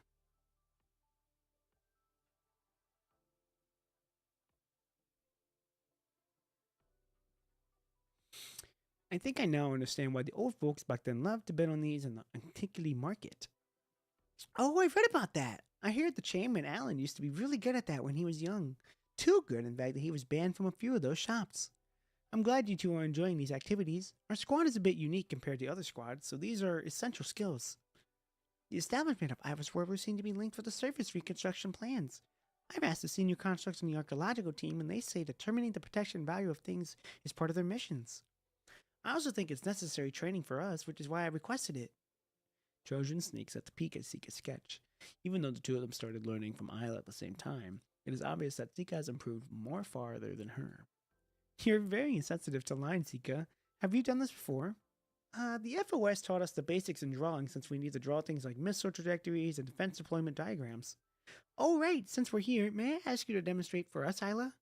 I really want to see how someone from the WGA like you usually creates. I heard that you're quite a famous artist. I'm also curious to see how a painting can be sold for more than 1 million black cards. Holy shit, 1 million? Well, I had to keep myself alive somehow. To tell the truth, I also don't wish for my paintings to be sold at such high prices. I don't really understand what goes on in those collectors' minds. But I needed new brushes, and the WGAA needed funds for its operation, so I guess I was doing my part as my member. That's very realistic. Well, I guess we could end today's lesson like this. Alya nods and takes out her easel. Well, I don't know what that is. At the position in the drawing board, she clips on a piece of drawing paper. She completely shifts into work mode and she puts on her barrette. Taking out all the necessary drawing tools from her toolbox, Isla starts creating her masterpiece based on items Sika had been sketching. Oh? Oh, hell yeah, boy. It's live 2D. Goddamn, dude, her smile, man. She drifts. She drafts simply in a pencil and blends her colors. With a palette in one hand and paintbrush in the other, she blesses the monochromatic lines with color of the rainbow. A bit of this here and some there. That looks about right. The paintbrush dances across the paper, leaving trails of spectrum on it. In the blink of an eye, a lifelike painting is born of the overlapping colors in this little square of white. Seeing how Sika and Trojan were captivated by her creation process, Isla starts to explain. The shape, colors, and lighting, those are all the basic components of a drawing, and it is exactly these three lines which have caused famous painters to dedicate their whole lives to art. Although that's the principle of things, it doesn't mean you'll create masterpieces just by drawing the most accurate shapes, blending the most precise tones, and analyzing the most scientific lighting. Critics love to theoretically analyze the different layouts and uses of colors by painters, but when paint sits in the front of the canvas and picks up their brush, techniques are definitely not what makes a painting. It may be a cliche, but the most important thing the most important thing that makes a good painting is probably the creator's thoughts. Ain't that the fucking truth, dog? What they want to show, convey, and achieve, painters are motivated to pick up the brush again and again by these desires. It isn't just for painting, music, drama, literature, and dancing. I think it all applies to other areas of art as well. Oh, right. Don't think of it all as I said something too deep, though. What do you mean? Even in Babylonia, learning art is considered a luxury by many. Oh, I didn't know that. Quite a few people have voiced their displeasure in saying that WGAA is wasting the government's money doing useless research. After all, art and music can't defeat the corrupted and ascendants, no, but they bring good into the light. But art does not exist to be a castle in the air. It shouldn't be worshipped by the people, rather, it should be a part of life, something within reach. Yep. Even when war rages on, art should not be a luxury limited by only a lucky few. I want everyone to know that creating art is not some mysterious magic. What you two were doing just now is also a kind of creation. I think that one is the WGAA's purpose of existence. A lot of members are working hard toward this goal. With that, Isla paints her last stroke on the spontaneous piece. Dude, she looks so good. Purpose and goal, huh? No need to overcomplicate things. At the end of the day, I just like to paint. And if the others are interested in what I like to do, then I'm happy. Looks like you're all. Ooh, I want to say this as well. Looks like you're all getting along well. Or Alan. That was Alan, yep. A middle aged man with long gray hair appears in the doorway. God only knows how long he's been standing there. He smiles at the three and enters the studio. Sorry for not noticing you suited Chairman Alan. This isn't the Army, Sika. No need to be so formal. The chairman of the WGAA. My name's Trojan. It's a pleasure to meet you. I would like to thank you for including me in the potential members list for the new squad. I wasn't the only one responsible for picking out new members. It was decided with regard to opinions from various places. It is my honor to have a veteran construct such as yourself join the team. Is that what Visuelas told you? But compared to other places, I guess this is more suitable for me at the moment. Oh, I hope everyone feels like that. Was there an emergency, Chairman? Well, it's a bit complicated, and I will explain in detail afterward. But simply put, you three are about to go on your first mission as a team. Where the hell's Echo? She's like the lone wolf? How is it? Can you get a more detailed analysis report? No, due to the unknown electromagnetic signal disruption, we will not be able to obtain more precise information if we don't deploy the task force to survey the area. Signal disruption. Can you find out the source? Also, have there been any attempts of communication? We've tried sending commonly encrypted radio waves, but we have yet to receive a response. According to the high-definition photos taken by our drone, this area does not display human activity. On the contrary, little amount, we have detected mechanoid activity in the city. Corrupted mechanoids? Impossible. This area is still under the influence of the Hetero Tower. Even if there was a punishing virus there before, the concentration of the virus should have dropped to a safe level by now. Wells, what's wrong? Coming in belated, Hazen asked Wells. What's the current situation on the abnormal signals of the satellites detected before? Only one can assume right now without a survey report of the task force on the front line. We're still trying to decrypt the signal, but one thing we can be sure is that this encryption method is not used by any known forces on the surface, nor is it something from the Golden Age. Could it be the Ascendants? They can control the virus if it's not unusual for them to operate in low viral intensity zones. That's a possibility. They did not appear in the heterotype battle before. What would they be trying to achieve by sending us a signal from somewhere like this at a time? No matter who it is, the fact that we cannot decrypt this message means we shouldn't let our guards down. And from what we can see in the videos taken by the drones, we need to immediately deploy the task force to investigate this area. Where's Commando Nikolai? We think this kind of mission should be carried out by elite squads like Cerberus and Carabo? Grey Raven and Strike Hawk can also be considered if we don't need confidentiality. Nikolai is currently organizing the general survey work surrounding the Hetero Tower, so he doesn't have time to take care of this. And all the other squads you've just mentioned are already carrying out missions in their respective areas. Considering the casualty rate of the task force in the Hetero Tower battle, a lot of the squads are still recovering. To tell the truth, there are not many who are available right now. What about Simon's Dark Ares? It's already past the observation period, and Nolan and Simon have already recovered from the confusion brought by the Hetero Tower. Palmer and Lillian seem to be doing fine as well. Nolan is a bit of a special case. If we cannot say for sure this isn't related to the Ascendants, then it's best not to send Dark Ares on a mission on the surface. You have a point.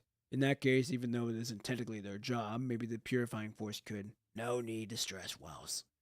Don't we have a newly formed squad that ticks all the boxes? Or are you referring to the ones with a member from the WGAA? Iris Wobbler is still under probation and its members are just provisional. How is it ticking all the boxes? Is that so? It's a perfect squad in my opinion. Even though Captain Alya is from the WGAA, she has sufficient experience on the surface and has aided the task force on numerous occasions. Trojan is a veteran construct who has been serving Babylonia since the start. While the last one may be experienced, Nikolai seems to think highly of her. I'm assuming they're talking about Echo. As for the Commandant and EnvoWest Chief handpicked by you, even experienced squads pale in comparison to this team setup. I was gonna say, on paper they sound really good. Like they're like the goddamn Golden State Warriors. You can't be serious, President Hazen. But most importantly, this was requested by the chairman of the WGAA. Alan?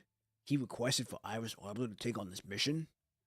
That's right, Wells. General. Alan enters the room under Wells' belated gaze, following behind him were the three members of Iris Warbler, and Isla as their lead. I think Iris Warbler is the most suitable for this mission. Since they are still under probation, why not test them with the field mission?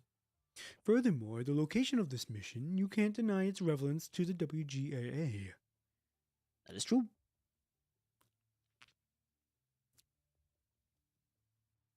A city from the Golden Age?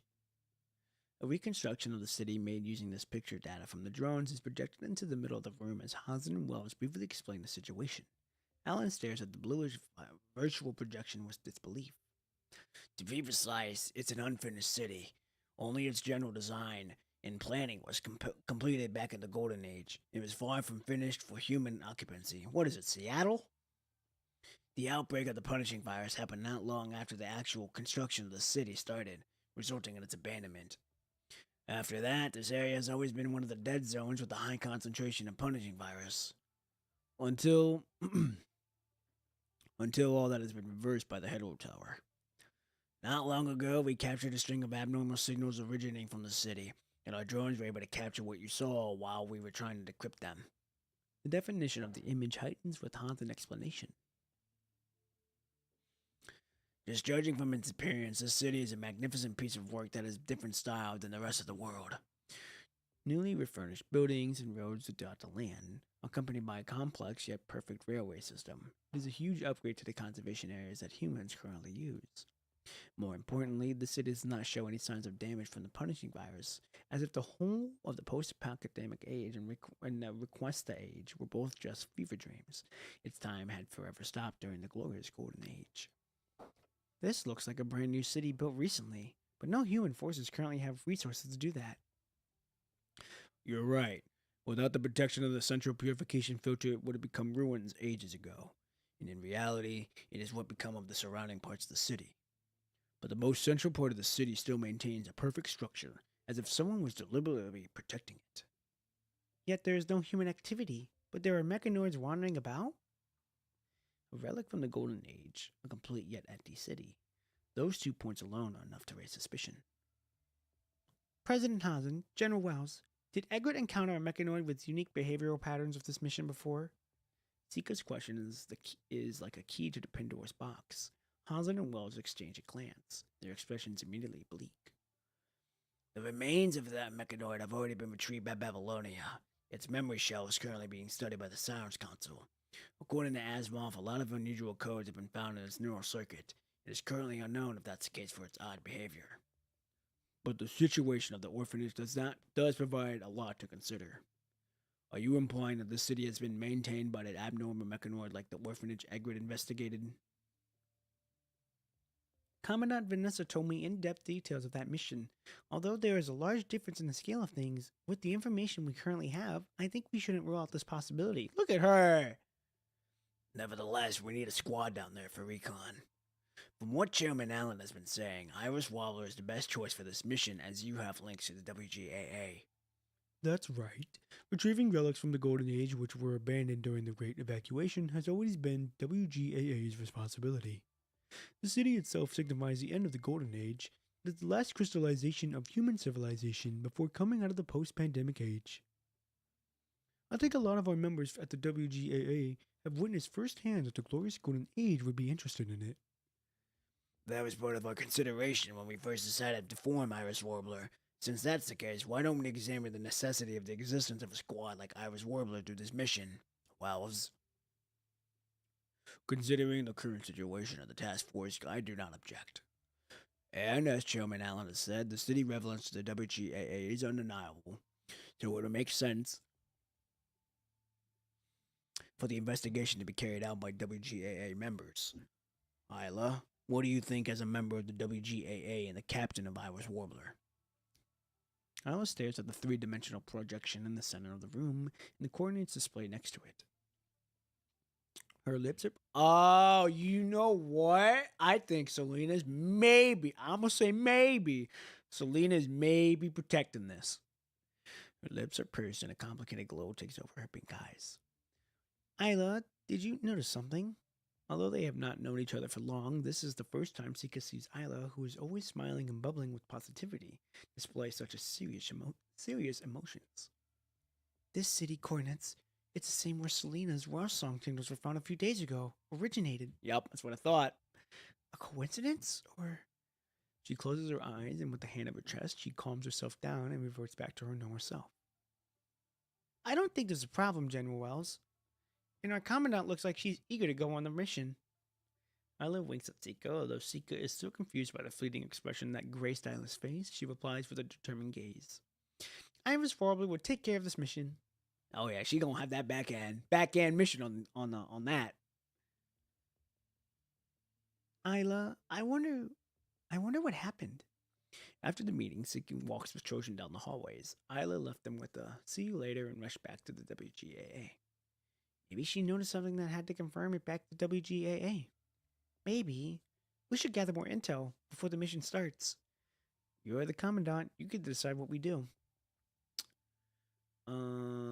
Is this Vanessa? Oh, isn't that Miss Top Student? Hearing the familiar voice, Sika's face turns white as a ghost as if she had swallowed a whole frog.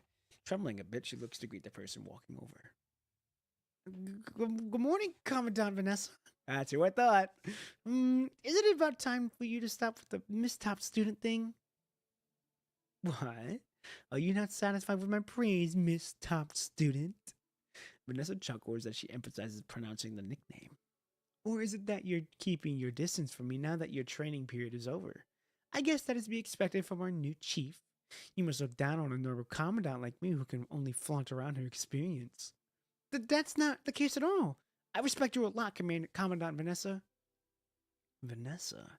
The egret commandant? That's right, she is also my senior at FOS. Although she was already graduating by the time I got into this Although she was already graduating by the time I got into the academy. When I first came to the task force after graduating, I trained under her for a while. She has always taken good care of me and taught me a lot. She's really good. She's a really good senior. Is that so? Vanessa frowns in disdain at Trojan dubious gaze. No, I was just bullying her. I don't agree with that. Those were the times. Pushing all the troublesome paperwork onto her, taking out on her when I'm in a bad mood. It's hard to find such a perfect doormat nowadays. Jesus. Right. Do you remember when you first came over and you were scolded by me for messing up the layout of the mission report? You were hiding in the lounge and secretly crying at night. Wait, there's no need to bring that up. Such a complicated relationship. Yeah, that's certainly one. But it also goes to show that Vanessa cares for her. Alright, enough of the nostalgia, Miss Top Student. I heard that your original squad was disbanded and you were now sent to the WGAA. Well, it's more like WGAA is only providing assistance to the squad, and the squad still belongs to the task force. Whatever. If it suits you for nobody like you digging up pottery somewhere else where there'll be no enemies, I doubt you'd be of any use on the actual battlefield anyway.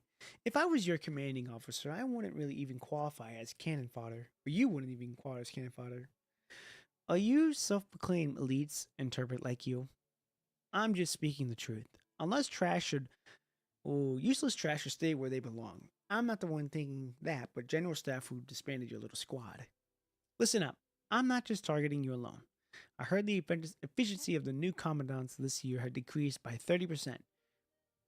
But I guess if someone like you was chief, then the FOS really isn't what it used to be. The Babylonian generation. Huh. I won't be surprised if humanity ends in the hands of your generation. I mean, probably. If I was the instructor at the FOS, I would have never let you unrealistic ideologies graduate in the first place. Damn! Enough of this. I have more important things to do. Vanessa waves and waves the files in her hand. It contains information about a lot of constructs. It seems like she is currently recruiting a new member for Egg. Well, it's a good thing that you're all fired up now. Alright, let's get a move on. She cheers for herself quietly and leaves the conference room together with Trojan. This is very interesting. I like the chapter so far. The fact that there are 51 fucking missions is fucking insane. But I gotta get some more waters. I will be right back.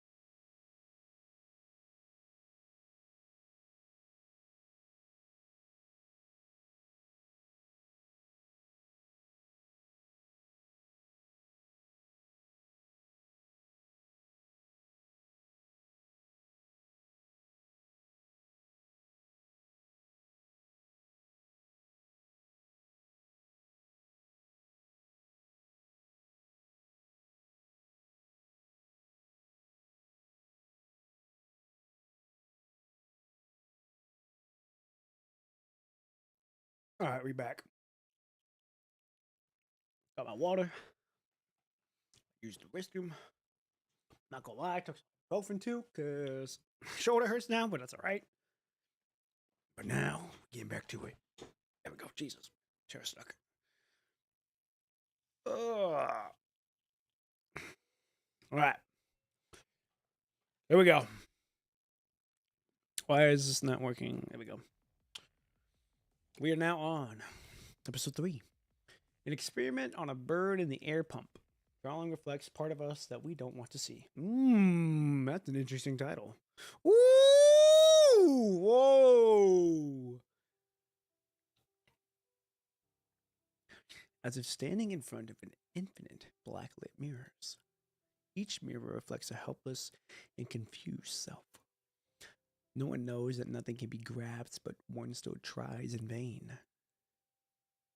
Like a moth chasing after a flame, never reaching the destination it intends to.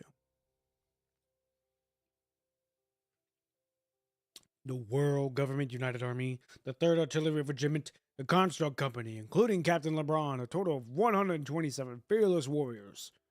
Your sacrifice will be remembered, and we will carry on the road you paved for us until the day we claim back our homeland. May you rest in peace, humanity's children. Deafening salutes and gunshots fill the air. A string in her chest tightens with each gunshot. She got first again. Is she someone like Langston and Poppin' P? Those two are both geniuses. Heroes who command elite squads in battle. How can a nerd who only knows about exams be compared to them? Do you know why she's the chief? Because she's from the LeBron family. She's that famous military family from the Golden Age. Higher ups want her in the HQ. That's why. Oh man, that's tough. That's tough, bro. Really? And FOS allows this? But I heard she's not going to work with the HQ, but as a commandant. That's what my friend said. Her dad works in intelligence, so I bet it's true. But even as a commandant, do you seriously think she's going to fight on the front line? The string tightens. Oh, dude. It's Hans. I think that's Hans. With your results, the Academy thinks that working in the General Staff directly under HQ is your best choice. Even though it's unconventional, the Control Court and the higher-ups of the Judicial Court have expressed an interest in you. But you seem determined to go through your decision. If you insist, then the Academy will respect your decision. Titans. Lastly, the FOS Military College grants Sika LeBron the title of Chief. Young people, we hope that you will carry on the will of our heroes and become the cornerstone for our future. Titans. The front line has collapsed. Abandon the Scots and vanguard. Tighten the battle line. We can only prepare if we strengthen our defenses against the wave of this attack. Those people are as good as dead if you're telling more people to go die? What's the point of remembering all those battle tactics? You really think the battlefield is just like your textbooks say? Titans. So, you're the new chief. I'll just call you Miss Top Student, not to confuse you with others. Objectively speaking, it is not entirely your fault that the casualty numbers were so high than expected. Our first priority is to protect this land, and since we were more corrupted than expected, it makes sense to send out some unlucky souls to fill the gaps. But what was it with that pathetic attitude of yours? Was it necessary to look at that miserable just because a few more constructs died? You can't even get with your priorities straight. I don't understand how the HQ thinks you're fit to be a commandant in the first place. I don't need someone who can't command their subordinates properly on the front lines. Summarize today's battle report and then take your pathetic little squad to the benches. Go be with friends and the medics or something. I don't care. Always tightening. And then? I thought all FOS chiefs were outstanding, but it looks like there's exceptions. General Staff is disbanding the squad and end of the line. The tightening string snaps. Man, dude, poor Sika, dog. She's just trying to make people happy and do what she can, but she getting misunderstood terribly, bro. Only wandering on this endless path. Only revolving around an unknown light. Since when? Mechanically and numbly marching forward, considering it as her responsibility. When she finally comes to her senses, she can hardly even remember the reason that led to her confusion in the first place. I think having a dream is a wonderful thing. No matter how hard to achieve or how childish the dream is, no matter what the inevitable failures one will face on this path and the non-existent results that awaits one. Even then, I think these idiots who work hard toward these unrealistic goals shine the brightest of all. Mm-hmm. Sika? Sika? Still half asleep, are you?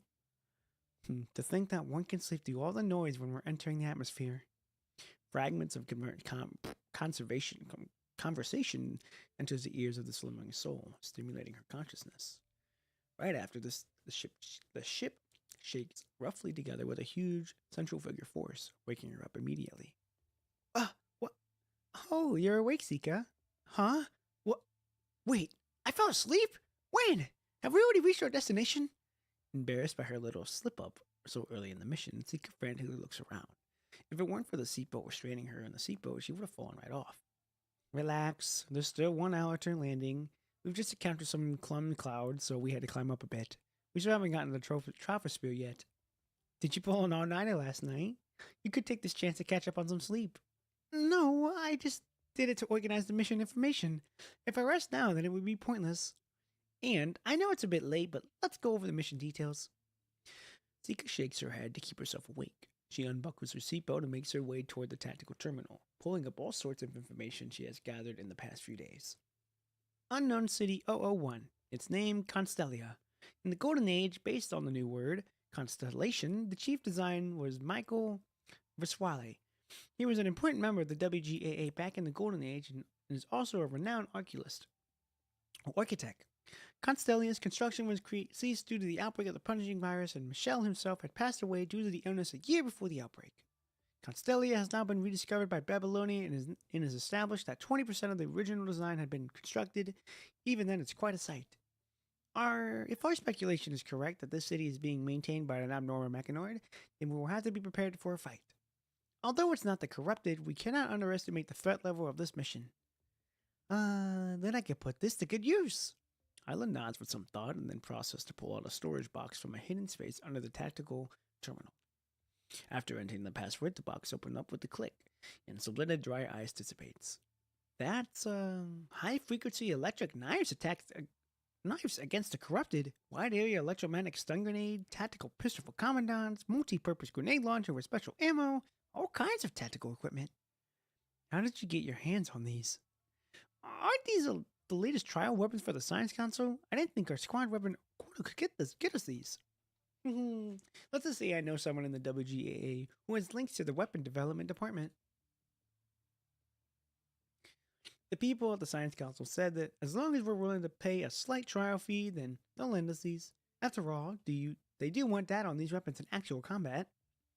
The power of money. But why go all through the trouble? Well, this is our first mission as a team, so of course we should be more prepared. And I know you care about this mission very much, Sika. How can I not do my part as a captain when our commandant is working so hard? There's a lot of weapons for commandants here. Take your pick, Sika. Isla gestures towards the weapons, just like the witch who had led Hanzo and Gretel into the candy house, telling them that the candy was all theirs to eat. No. Having a lot of weapons doesn't make it better. We also have to consider the portability. Sika quickly shakes her hands until her gaze is captured by something else in the box. Oh, I can hear you gulping from here. The new CI charge pistol, the 7th generation as well. We were still using the 6th generation back in the FOS. Oh, there are more add-ons to choose from now on. And the safety's been moved here. Oh, dude, she already going in. Trojan helplessly glances at Zico, whose attention is completely occupied by the new weapon in front of her. Trojan then shoots a suspicious gaze over at Isla, who had just casually pulled out all these weapons. I thought the WGAA consisted of peace-loving, harmless artists, and from how your frame is constructed, it seems that someone there is very familiar with construct technology. People join the WGAA because I like art, but apart from that, everyone has their own story. The WGAA would also welcome you two if you ever discover your passion for art. Trojan chuckles at Isla's invitation and starts to pick out a suitable weapon from the present box. This frame's exclusive weapon should be made by Visuelis. I can't imagine her just sharing her designs. Looks like even Colonel's R&D chef succumbed to our captain's charming personality. And this is the specialized arrowhead for compound mechanoid bows. Is this prepared for our fourth member whom we have yet to meet? Oh, you mean Lena? I'm sorry, who? Squads in the task force usually consist of 4 members, and Iris Warbler is no exception. Other than Isla and Trojan, Lena is the last temporary member of the team. I remember Chairman Allen mentioning that she used to be in Caribou. Yes, that was about a year ago. Due to Caribou's unique status, their member details are highly confidential. This is all we know. Okay, so they're a high-class team right there. After withdrawing from Caribou, she has been carrying out missions alone on the surface, rarely returning to Babylonia. And because HQ never updated her personal profile, we don't even know what she looks like. And she is already on the surface due to other reasons. She has requested to meet us at the destination of this mission, Constellia instead. A former Caribou member, HQ really wasn't kidding around when forming the squad. Don't think I don't know your credentials about. What? Don't think I don't know your credentials don't pale in comparison to theirs, Trojan. You've been serving Babylonia since the Arcadia evacuation, if I recall correctly. If we're only talking about service time, then it's similar to the current captain of the Purifying Force. But she was still fighting on the front lines not too long ago. She's way stronger than me. Oh, okay. Due to the sequela of the mind damage from previous missions, I am no longer suitable to fight on the front lines. What kind of mission can lead to such a serious injuries? Your resume also didn't state which squad you served. I don't know. I can't remember that. As for squads, just as Caribou, if you can't find anything, then it's best you don't know. Oh shit. Just like how there's always 1 or 2 members with a mysterious past on teams who saves everyone at crucial moments with mysterious powers and no one knows about. Where'd you learn that weird knowledge? If a time like that ever comes, run. Don't ever count on me to be able to save us all. Are you not one of these hotheaded characters who would lunge at the final boss when it appears too early in the prologue while yelling, "Looks like I have to do everything here at the aspiring heroes and helping them get the way"? No. Or are you one of those who look like an experienced seniors on the side of justice and are actually a double agent who works for the final boss and has planned to fake their deaths in an important battle where they would later assume a false identity and go against the protagonist? I have to say, you're quite imaginative, and neither of those scenarios sounds like a good ending for me. This sounds more dramatic if our story is a novel or movie. Dramatic plot and complex characters' relationship has always been what captivates readers and the audience. That is very fucking true. If you say so. Anyway, we should focus on the mission first. I have a feeling she's a double agent. Not being able to follow Isla's train of thought, Trojan decides to direct the conversation back on the mission. We're almost to above our destination. At Trojan reminder, the 3 of them walk over to the window and look out. Bursting out of the clouds, the transport craft steadily descends into the troposphere. The 3 start to catch a glimpse of the Constellia through the window. The last man-made city of the Golden Age. Hints of nervousness can be heard from Sika's voice. This is her first mission after her original squad was disbanded.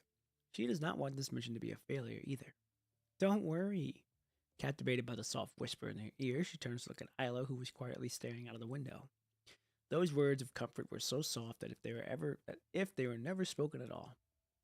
Placing her hand on the window, Isla stares at the mirage of the city, like a seasoned adventurer who finally found a new world. Oh yeah, we getting ready. A question pops up in Sika's mind. What is the cause of this expression on her face? But this is swept away by the engines roaring as they land. All right, I wonder what awaits us. Wonder too. All right, here we go. Episode 4, The Beloved Montier at Night. Adventurers are marching into a new world. Even when they step foot on ground, the sight of the front of them still seems unreal. What surrounds the city is a bunch of ruins, just as Babylonia's Intel had stated. Originally, Constellia was supposed to stretch on for tens of thousands of square kilometers. A scale as large as Kowloon, the number of cities from the post-pandemic age are like children's sand castles in comparison. But the unattained glory in the past is merely an unachievable fantasy to current humans. Constellia, a shooting star that graced humanity at the end of the Golden Age, has long disappeared from the pages of history with the outbreak of the punishing virus. But now, though it may be small, a miracle has happened without people noticing. As if time reversal magic has been cast on the city, the further into the ruins they go, the more orderly their surroundings become, until the point that they reach an invisible line that separates the areas. As they cross that line, all the weeds and trash on the grounds are replaced by neatly planted roads, crumbled buildings, and battered walls that are now brand new skyscrapers. It's as if the city was alive and hidden in the wilderness.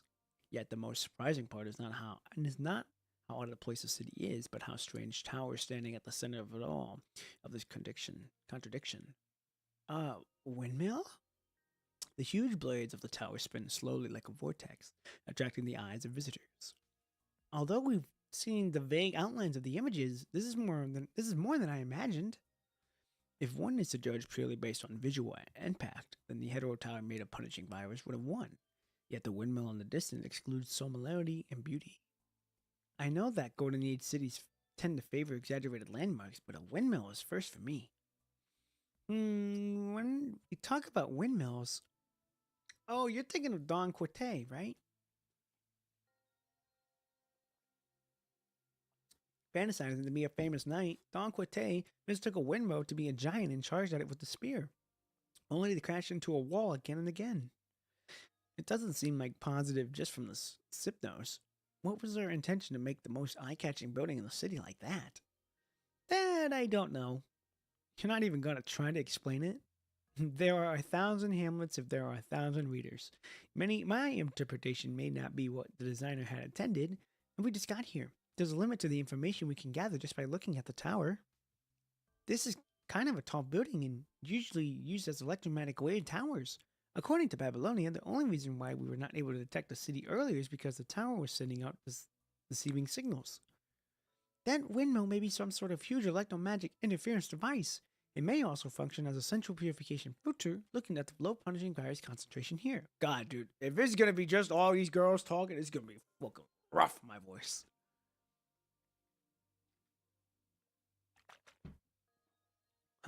If the windmill is at the center of the city, then we should be able to find answers there.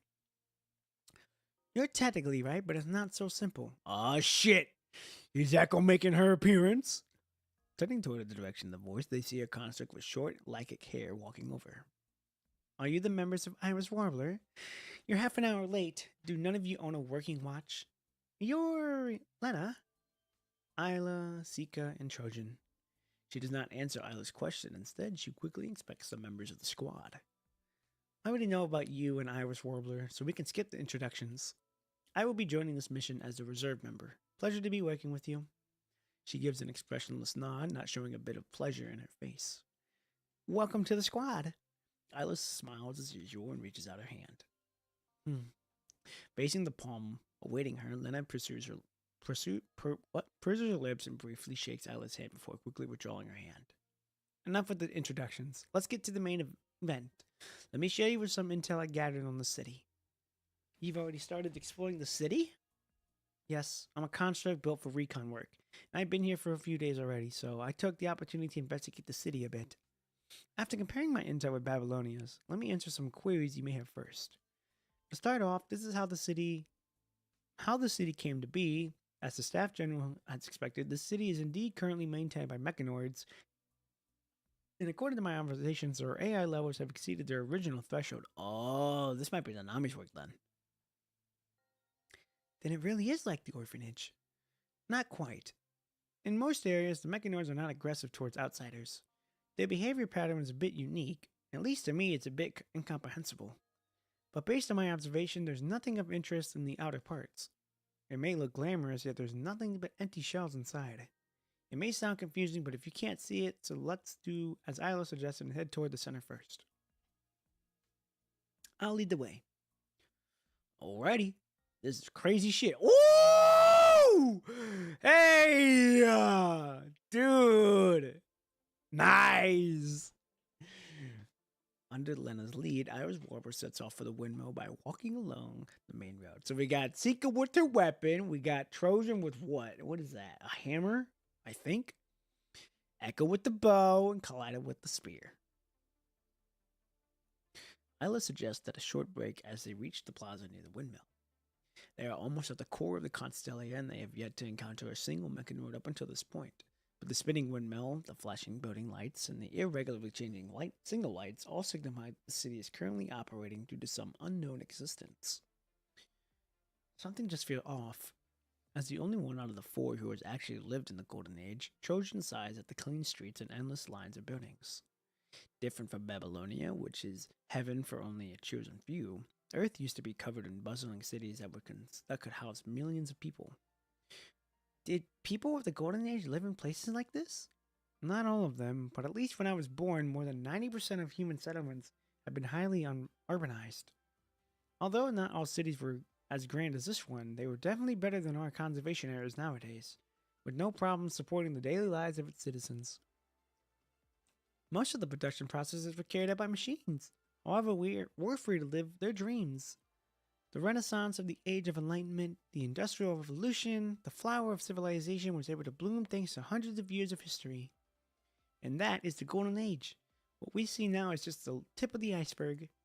Yet the outbreak of the punishing virus was able to destroy all of that within decades. How ironic. Sadly, that is also true. Humans nowadays can only try to comprehend the knowledge of the Golden Age through images and books. Even the professionals at the WGAA, there's always a barrier when we try to understand the thoughts and concepts back then. Even when humans win against the punishing virus and rebuild the civilization, there will never be another Golden Age.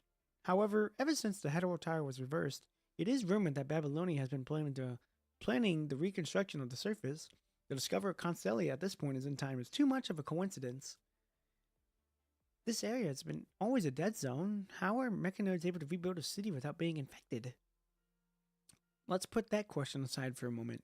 If mechanoids were only wanted to secure their living space, there's no need to preserve the area to perfection like this. Trying their best to preserve these ruins from the past is not because of their nostalgia. Isn't the goal of our mission to find that out?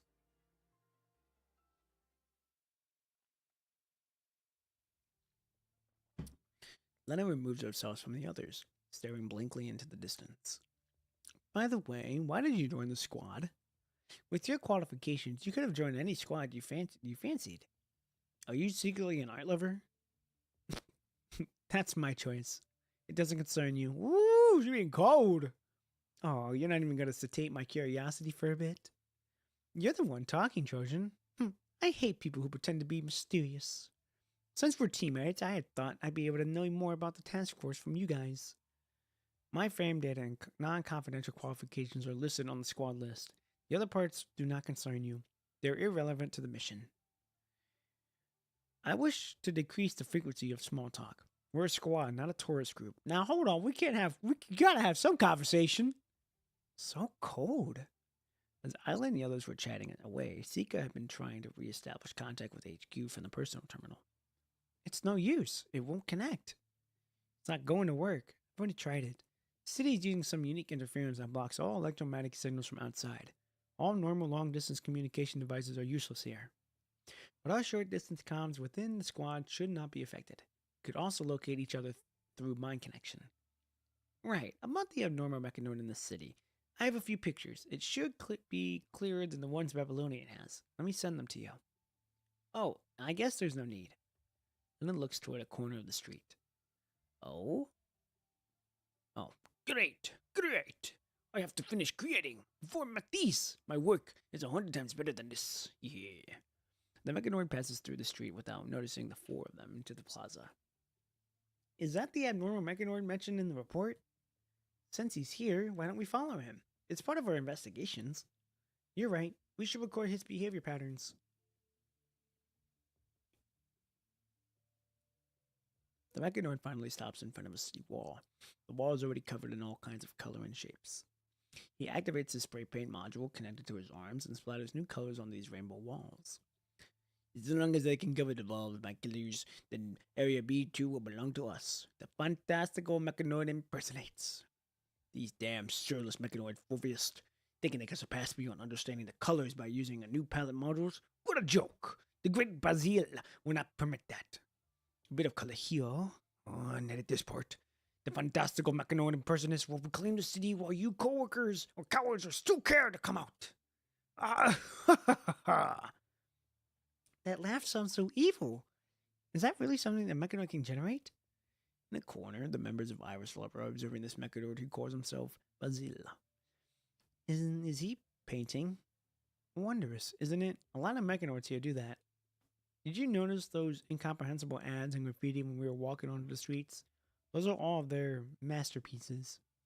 These mechanoids seem to possess a deep obsession with art. They even have different factions who occupy different areas of the city. Mechanoids obsessed with art. Would it be similar to Nazo, who Grey Raven found before? I remember Nazo was kept by the WGAA for research after Grey Raven retrieved him. Do you know anything, Isla? Isla? Just as Sika turns to ask Isla for her opinions, Isla has already stepped out of their hiding place. The pink-haired construct storms toward the doodling Bazel, her eyes filled with rage that could even melt steel. Oh shit, she pissed. Oh shit. I can't stand this anymore. Isla raises her fist and shouts toward the mechanoid. Hey, you! What do you think you're doing? Voila! Startled by Isla's sudden outburst, Bazel frantically tries to scurry away without a specific direction in mind. He ends up crashing into the wall with a bang and falling over as he loses his balance. The whole scene is quite comedic. This wall was originally covered with someone else's art, was it not? How could you ruin others' work without permission? I don't know what kind of ideas war you have going on, or if it's personal grudge, but if you can't pay the minimal respect toward other creators, then don't expect others to respect your work. Little, I'm sorry. Don't take me away. I don't want to be dismantled. Lena is dumbfounded by... Oh, dude. She's generally fucking like, what the fuck did I just watch? Oh, man. Is this what they call rage of artists? This is the first time I've seen Isla so angry. Either way, let's go. Oh, that's fucking funny, bro. What should I do? Cervantes was right. Sicily and Monana both gone. Now me. You really gave him quite a fright, Isla. Huh? Was I too aggressive? After Isla calms down, she looks at the trembling Basil, realizing that she went a bit overboard. She scratches her head apologetically. If we don't properly educate him on this behavior, he won't notice his mistake. Parts, assembly. I haven't retrieved Fantastica, Mechanical, and Personalum, yet my end is here. He's so different from how he was before. But isn't he overreacting a bit? I didn't say anything that scary. We're not gonna do anything to you. Really? Are you not constructs from Babylonia? The ones you want to bring us back in discretus for research? We are from Babylonia, but we wouldn't do anything like that without reason. No, since he's an abnormal mechanoid of the city, isn't our responsibility to send sample back to the Science Council? Trojan, stop teasing him like that. At least for now, we just want to find out more about the city. But he did mention the mechanoids being abducted. I think that's not a lie. If these mechanoids are trying to avoid being captured by someone, then what we saw before makes sense. Are there other teams carrying out missions other than us? If that's the case, HQ would have notified us. In the mechanoids here, he referred to as Cervantes. He seemed to know that Babylonia was going to send someone over. I feel like I've seen that man before. Well, to be fair, we were invited over. You're Brazil, right? Who is this Cervantes you speak of, and what is it about Babylonia abducting mechanoids? If you answer our questions truthfully, we'll let you go. Isla kneels down and smiles at Basil. Cervantes is a spiritual leader. We followed him here and we brought the abandoned city to how it is now. Us mechanoids want to learn more about the art left behind by the sage and have turned the city into a base. We want to recreate the emotions that the sage had inspired in us. But Cervantes never joined us. He's always in his museums and the towers left behind from the Golden Age. 2 months ago, he suddenly announced that people from Babylonia would be coming to the city and told us to hide. He even went as far as to ask us to leave the city. But the streets are a battlefield, and if we don't occupy it, it'll be occupied by those Southerners, mechanoid fatustes, and multi-dimensional mechanoid cubists. Us fantastical, mechanical impersonators are the originals and most traditional. We cannot lose those who came after. So Sicily and Monat didn't heed Cervantes' warning that they were never seen again after coming out of the streets. Cervantes. Looks like he's the mechanoid we're looking for. But 2 months ago, Babylonia still hadn't found out about the existence of Constellia yet 2 months ago. Looks like the situation here is more complicated than we think. What, descendants that pretended to be constructs from Babylonia? With the effect of the Hedor Tower, they would look more like normal constructs if they suppressed the punishing virus within them. We can't rule out that possibility. 2 months ago, someone from Babylonia. Whale song signal? Selena? No, you wouldn't do something like this. I'm sure you wouldn't. Interesting. Lena, have you been to this museum Bazell's mentioned? No, I've only investigated the perimeters, but the museum surrounded the windmill, so if we want to get to the windmill, we must pass the museums. Looks like we got a clear objective en route now. Let's go. The four of them were replaying their route. Just as they're about to leave, Isla stops. She turns to look at the wall covered in graffiti of curious shapes and symbols. Bazell has already stood up, but when his gaze meets Isla, he starts to tremble again. Isla just smiles at him. Art created by mechanoids, huh? I would love to understand it in more depth if possible. About the differences in the factions you mentioned and why they fight with one another. And the art of the sage you worship so much. Please tell us more about you guys if we do meet again. But before that, remember to properly apologize to the artist of the painting, got it? Of course! Well then, goodbye. Oh right, since the situation doesn't look that good, you should go back somewhere safe. We'll keep an eye out for your young missing friends. And once this is all over, you can have a proper showdown against the other factions. And if you're going to win, might as well do it with style. Isla sighs Bazella V's with her fingers signaling victory and peace before rejoining her teammates. Bazell stares at Isla lost in thought until she disappears into the horizon. For some reason, he is reminded of a wanderer he had met long ago. Oh? Oh, shit, boy! She was here! Oh, fuck! What? By mechanoids? I'm really interested in your creations. Can you tell me more about you guys? Hey, that's interesting, boy. That's interesting. Here we go. Composition 8. And we get to use Isla. Nice. The extension of the red carpet stops at a shut door. This museum is out of the outermost among all. Iris Warbler has reached here without a problem. From the decorations, sculptures, and the words on the outside, it no doubt screams welcome all to passerby. But paired with the deafening silence, it makes the whole scene a bit eerie.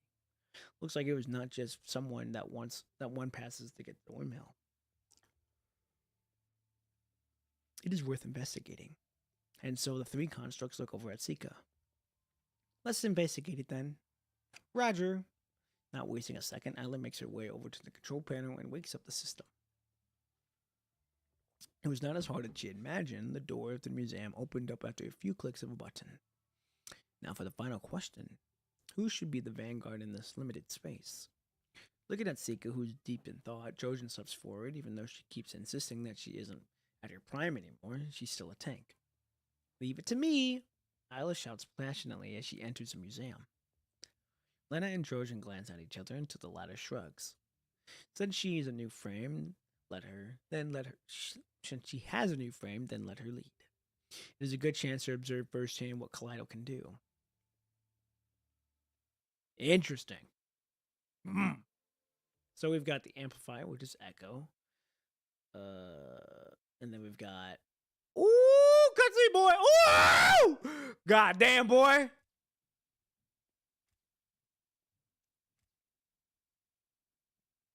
Nice! So we've got Echo as the amplifier. And then we've got Kaleido. Well, Kaleido's also an amplifier, but she can be a detector. And then we've got the tank, which is Trojan. Allow me to take you to the expedition. And then this will probably be our last one, because this will take us to right where where we need to be. Constellia, Central Art Museum Hall. Ooh, boy.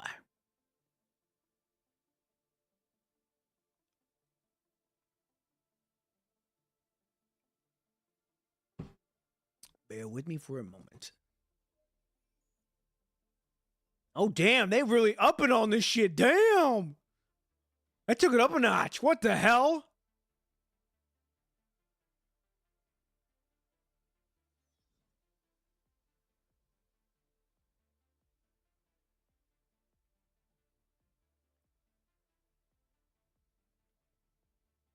Dude, they really stepped up a notch on this shit.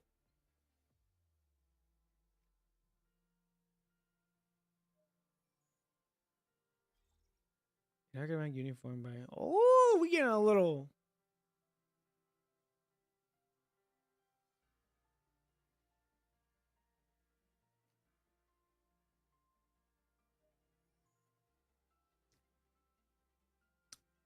Really? Wow.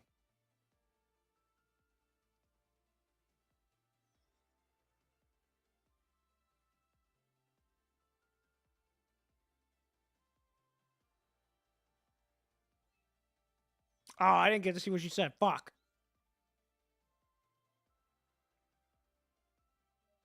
Quote, how long? Ooh, we getting history about everything. The original consummation of organization, the Golden Age, coast the city of East Asia. Wow.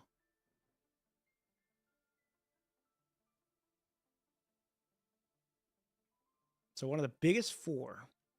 So we've got Arctic Route Union up in the north. Got Kowloon up in the east. Sorry, up in the east, which is Q. Head honchos there.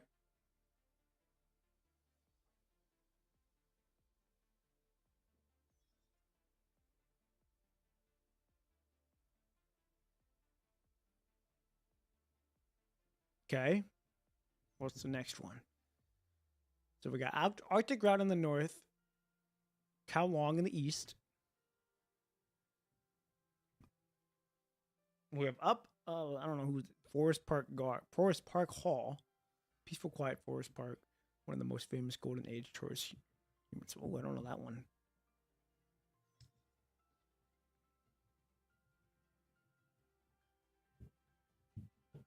Isn't that the pool of Forest Park?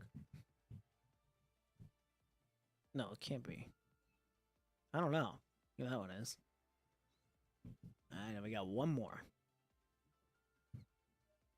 Explaining blank about the blank hall. Encrypted data. Interesting.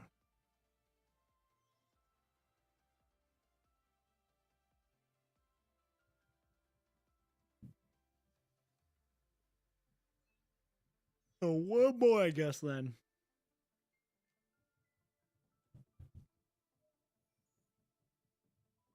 Oh boy, we might be fighting here.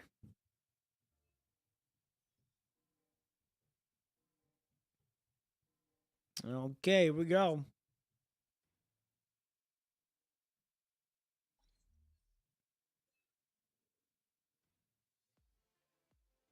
Wow, battle music go crazy right now.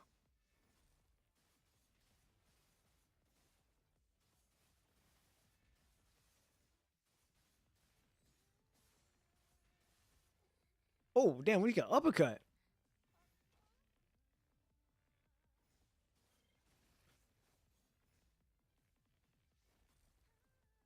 Oh, dude, the music go crazy right now.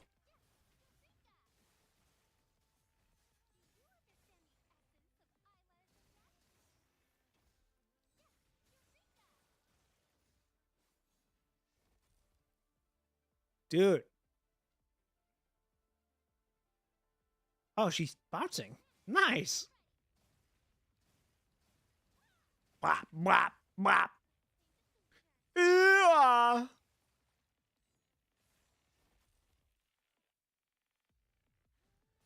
Oh, yeah, all combat frames are available. Let's do this, Alya.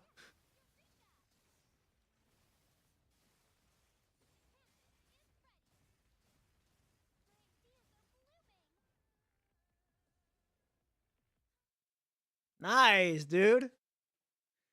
The lobby alarm is not disarmed. The mechanical statues continue to attack Iowa's Warbler. The statues' movement are not complex, but they have advantage in numbers. No matter how many they defeat, there are always new ones that appear out of nowhere to replace them.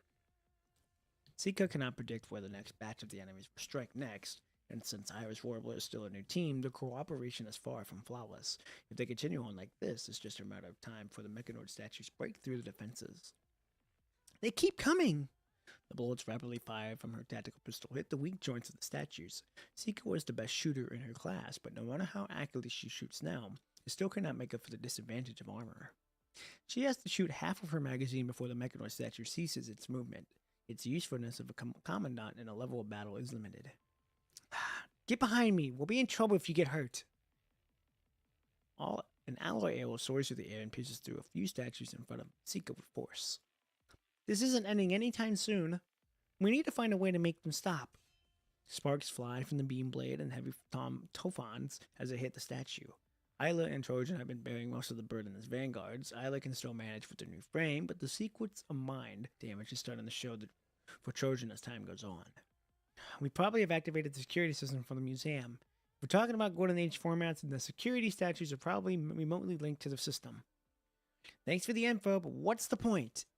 The point is, if we can hack the firewall of the museum and shut off the alarm, then the statues won't move anymore. And does anyone here have a frame that has hacking functions? Heads up, not me!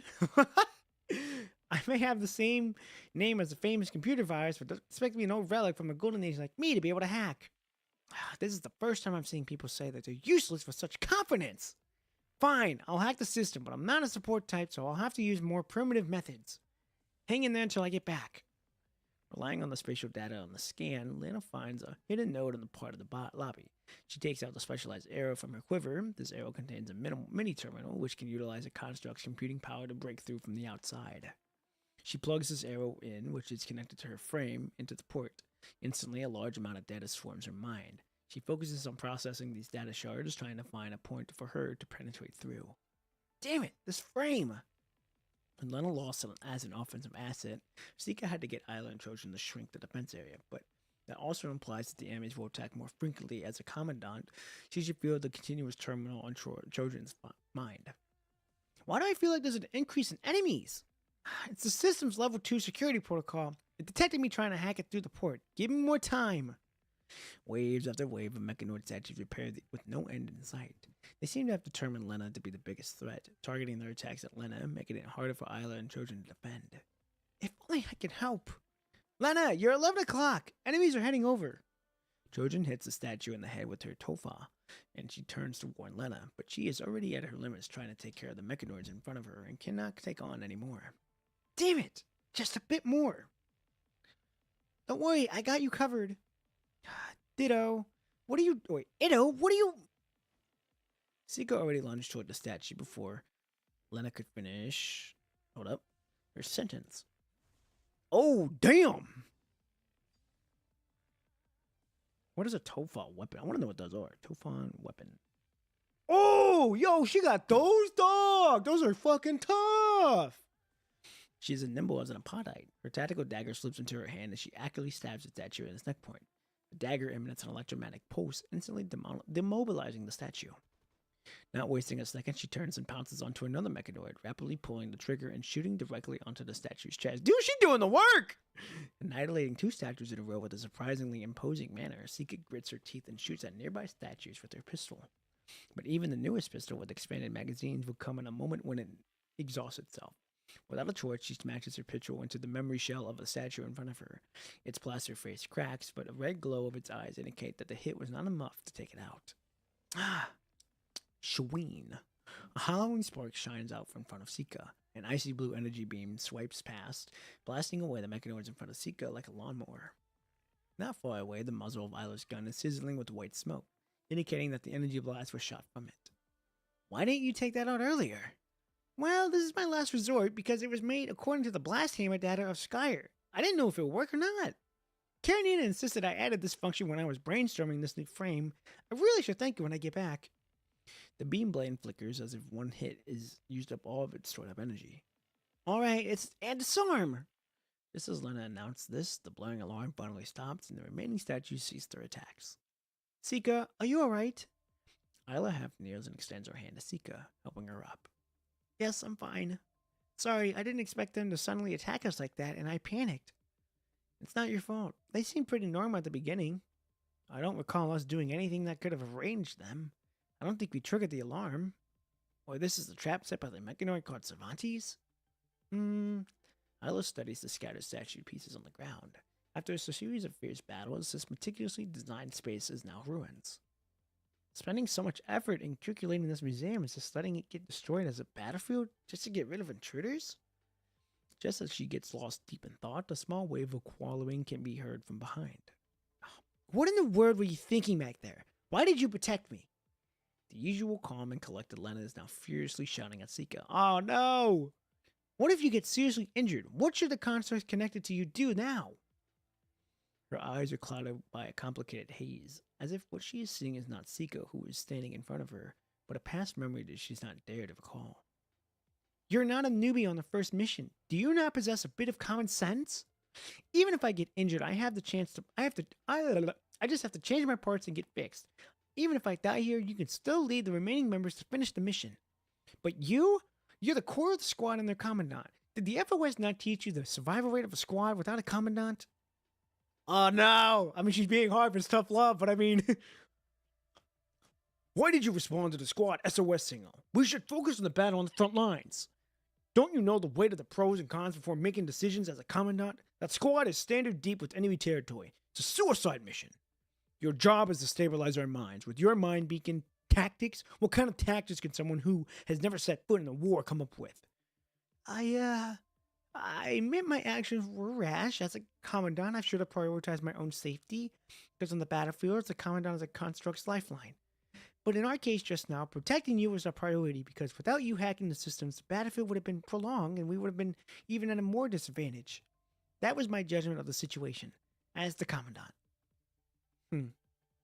Lena relaxes her fist and sighs defeatedly.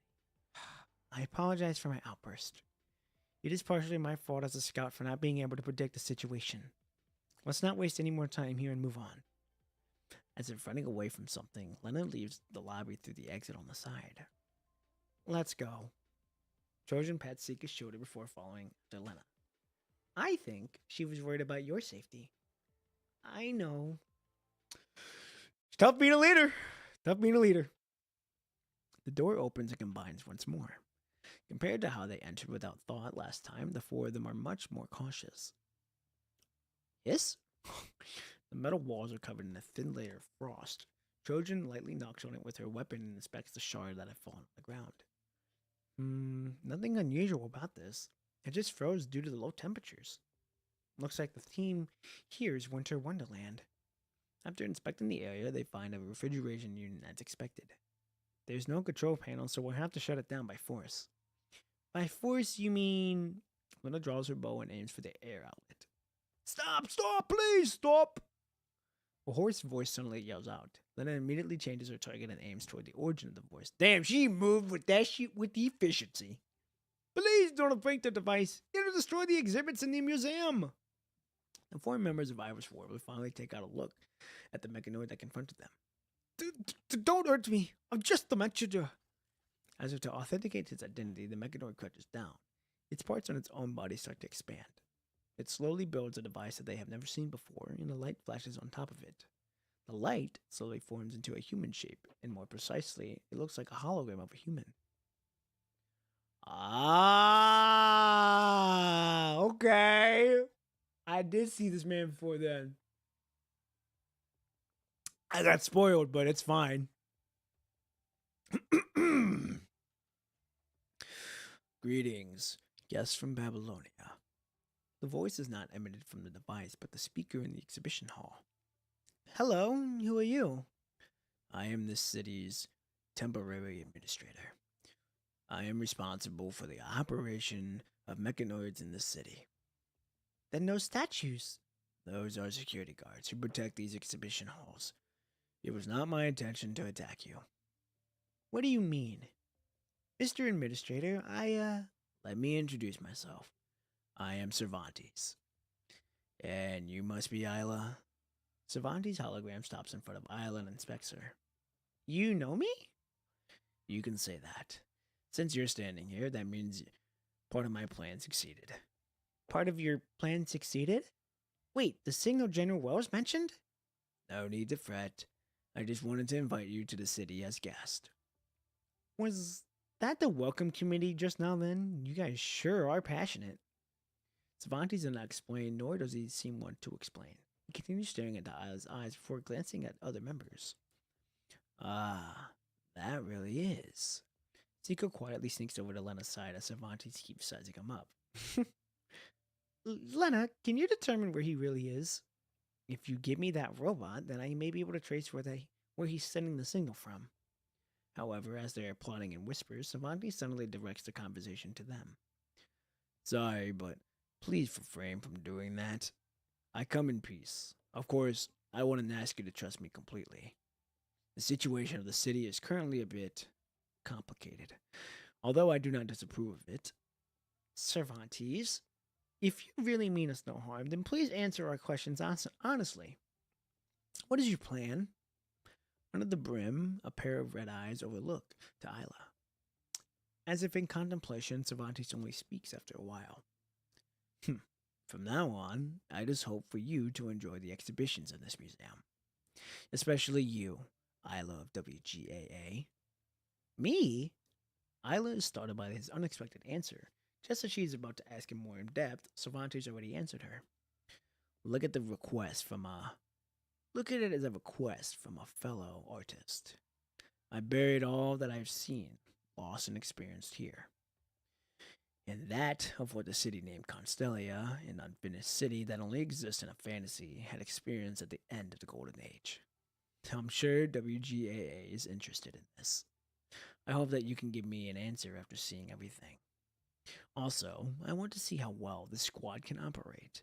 It will be truly a valuable experience. Now please, follow this Megadord and enjoy the exhibition. With that, Cervantes' hologram disappears, leaving them with an empty exhibition hall and the mechanoid who was reconstructing itself. Please follow me. Follow you? Is this a joke? Wait, let's do as he says for now. Are you serious? One of the reasons for the founding of Iris Warbler is to retrieve information about the Golden Age civilization. If what Cervantes says is true, and he knows what happened to the Constellia, then we need the information on him. If we don't do as he says, he may lead to bloodshed like earlier again. We're already not a squad specializing in battle. We should act carefully. And these exhibition halls are quite interesting. There's a need for further investigation. Fine. Is everyone at WGAA like this? But if this is what Commandant and Captain decide, then I don't object. We just have to be careful. Whoa, is that a replica of the largest Moses-class icebreaker from Murnsmack port back at the Golden Age, or...? Before Lena could even finish her sentence, Isla's attention is already fully captivated by the exhibitions in the hall. Wait, Isla, we need to maintain formation. Let's be the ones on guard and leave the investigation to them. Lena pinches the bridge of her nose as she tries to soothe the headache induced by the recklessness while she follows them. Poor Lena. Damn, we got another fight? We're doing 2 fights in 1?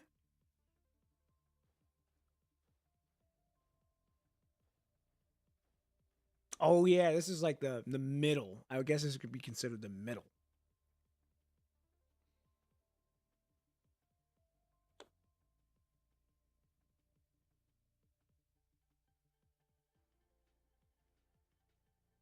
Dude, this is awesome. Chat, I hope you guys are having so much fun reading this. This is actually really enjoyable so far. With the upping of the cutscenes, with the upping of the live 2D, and now this, like, oh, it's going good.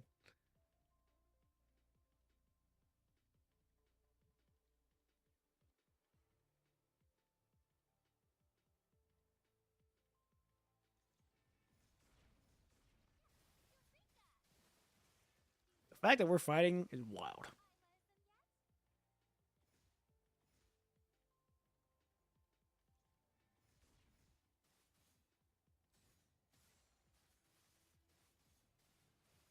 Boom. Get out of here, boy.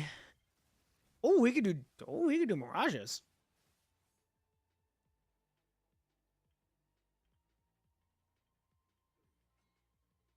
Alright, now we got more fights.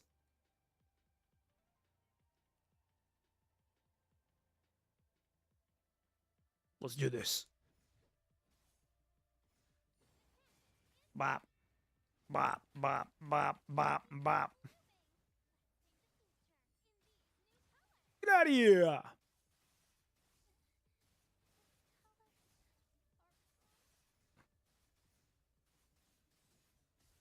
Oof. Need you to go away. There we go. One.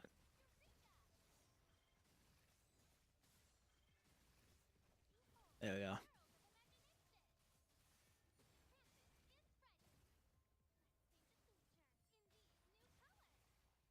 Okay.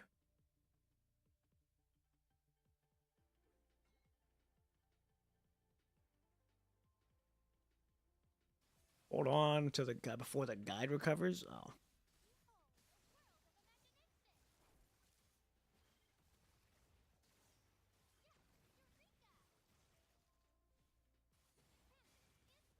Bop, bop, bop, bop, bop.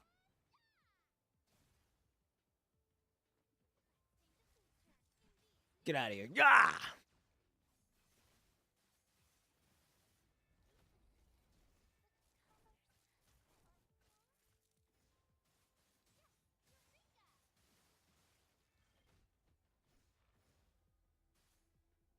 What?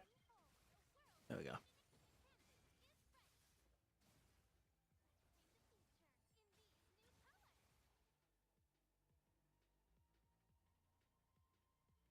About time it's over.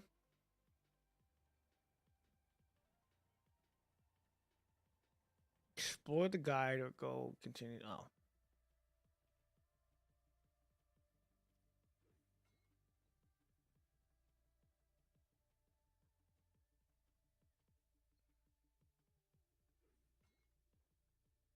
Whoa, whoa, hold on. What was that? I don't know. Budget for the tide. Memory shows like what you broke can be fixed. Oh, Ambria.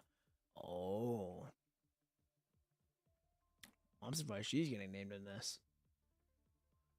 Okay.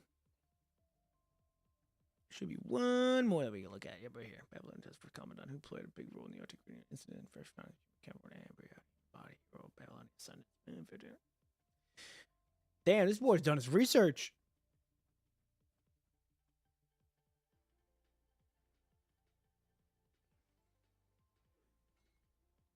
Oh.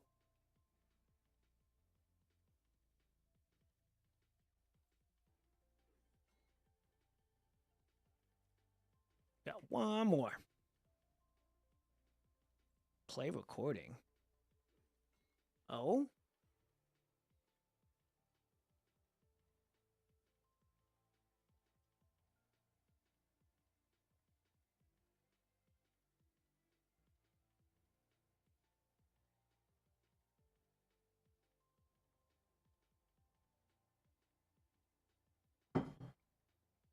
Oh boy, whale songs.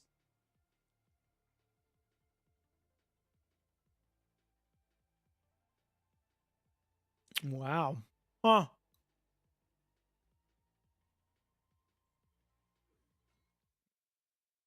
The Hunters in the Snow. Hmm. Oh, you could.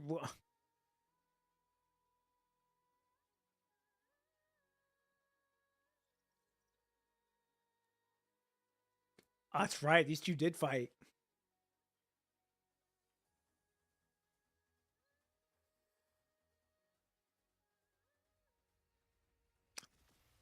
Ooh. I forgot they did fight. Why are you running around? Jesus. Bop. Use seeker supports to go to limit Rosetta's movements. Oh, nice.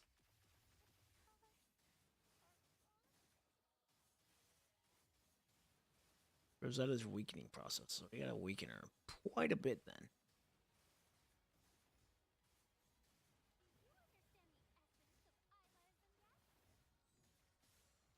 Oh my god, quit running away. What the hell?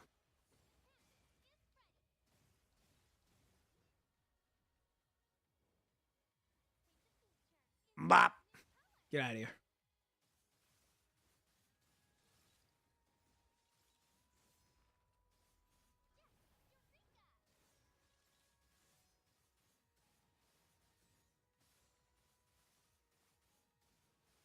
There's 5, 3, 1.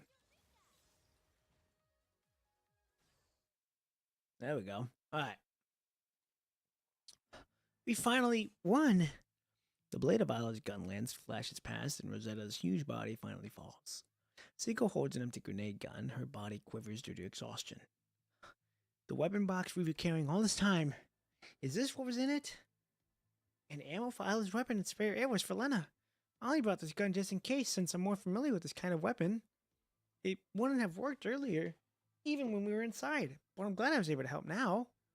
I'm impressed that you can identify its behavioral patterns so quickly. If it wasn't for your plan, this would have been a tough fight. No, it's only because Rosetta is in Babylonia, and I had the honor of meeting her a few times when I was training under Vanessa. Oh! Humanoid hybrid constructs are still very rare nowadays, so I had recorded down all of her information in battle record. A classic valedictorian thing to do. Rosetta is someone who can fight against the strongest Ascendant Alpha. Even though this is not the real thing, it was still very overwhelming. That mechanoid really is something to be able to make this look exactly like the real deal. I also don't understand why he made a replica in the first place. But if we need a representative for the Arctic Route Union theme expedition, then Rosetta was the most suitable. I'm wary of the technology he possesses. Although I've never seen the real Rosetta in action, this imposter showed some quite destructive power, and together with those statues earlier, if Babylonia has to go against that, he not only reconstructed a whole city, he also possesses the battle data of Babylonia constructs and technology to recreate all. Exposing all this to Babylonia just to use Constellia as bait to have WGAA send their members over to investigate? I don't know. There's still too little for us to conclude right now. At least he has said he doesn't wish to harm us. Now we can only do as he said and explore the exhibits, though the feeling like being led on a wild goose chase is a bit unpleasant.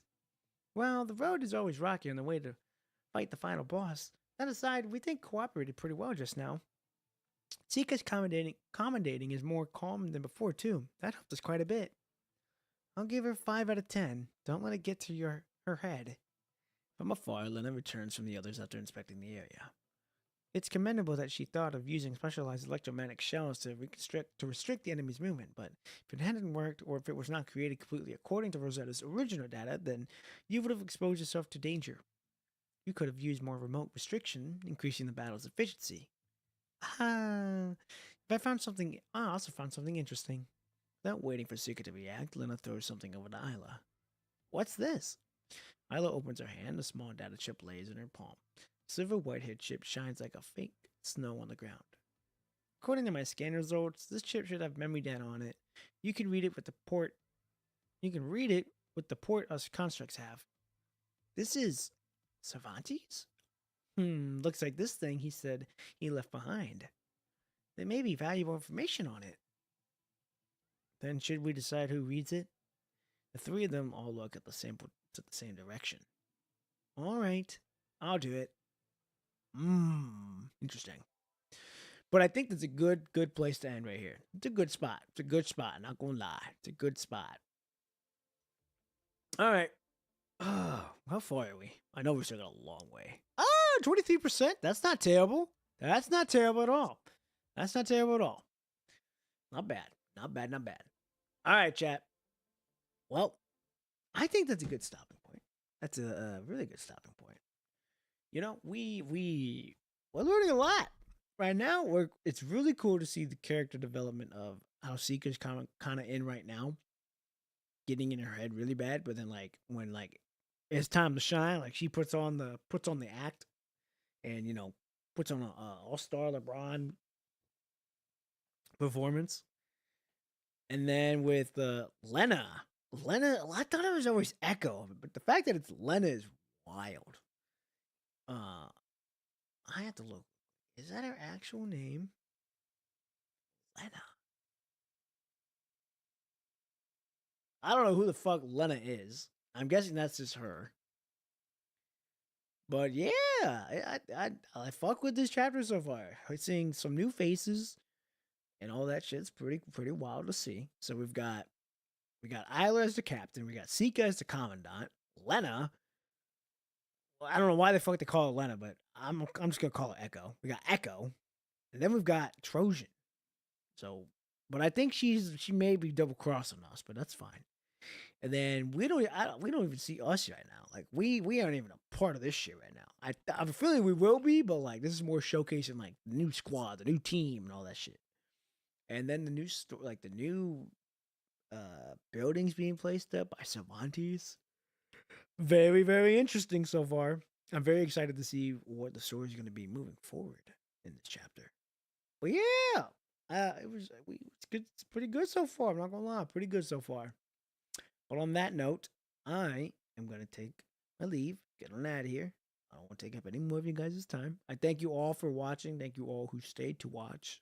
And then both people who came in, came out. I appreciate you all on the more. So, ladies and gentlemen, Thursday, 6 a.m. We continue on with chapter 22 of Renaissance Duo Fantastique. Or Fantastica. I think it's Fantastica. Either way, I'll see you guys Thursday morning, 6 a.m., where we can continue on with the journey. All right. Until then, you guys be safe. Have a good day. Have a good night. Have a good afternoon. And I'll see you guys then. Peace.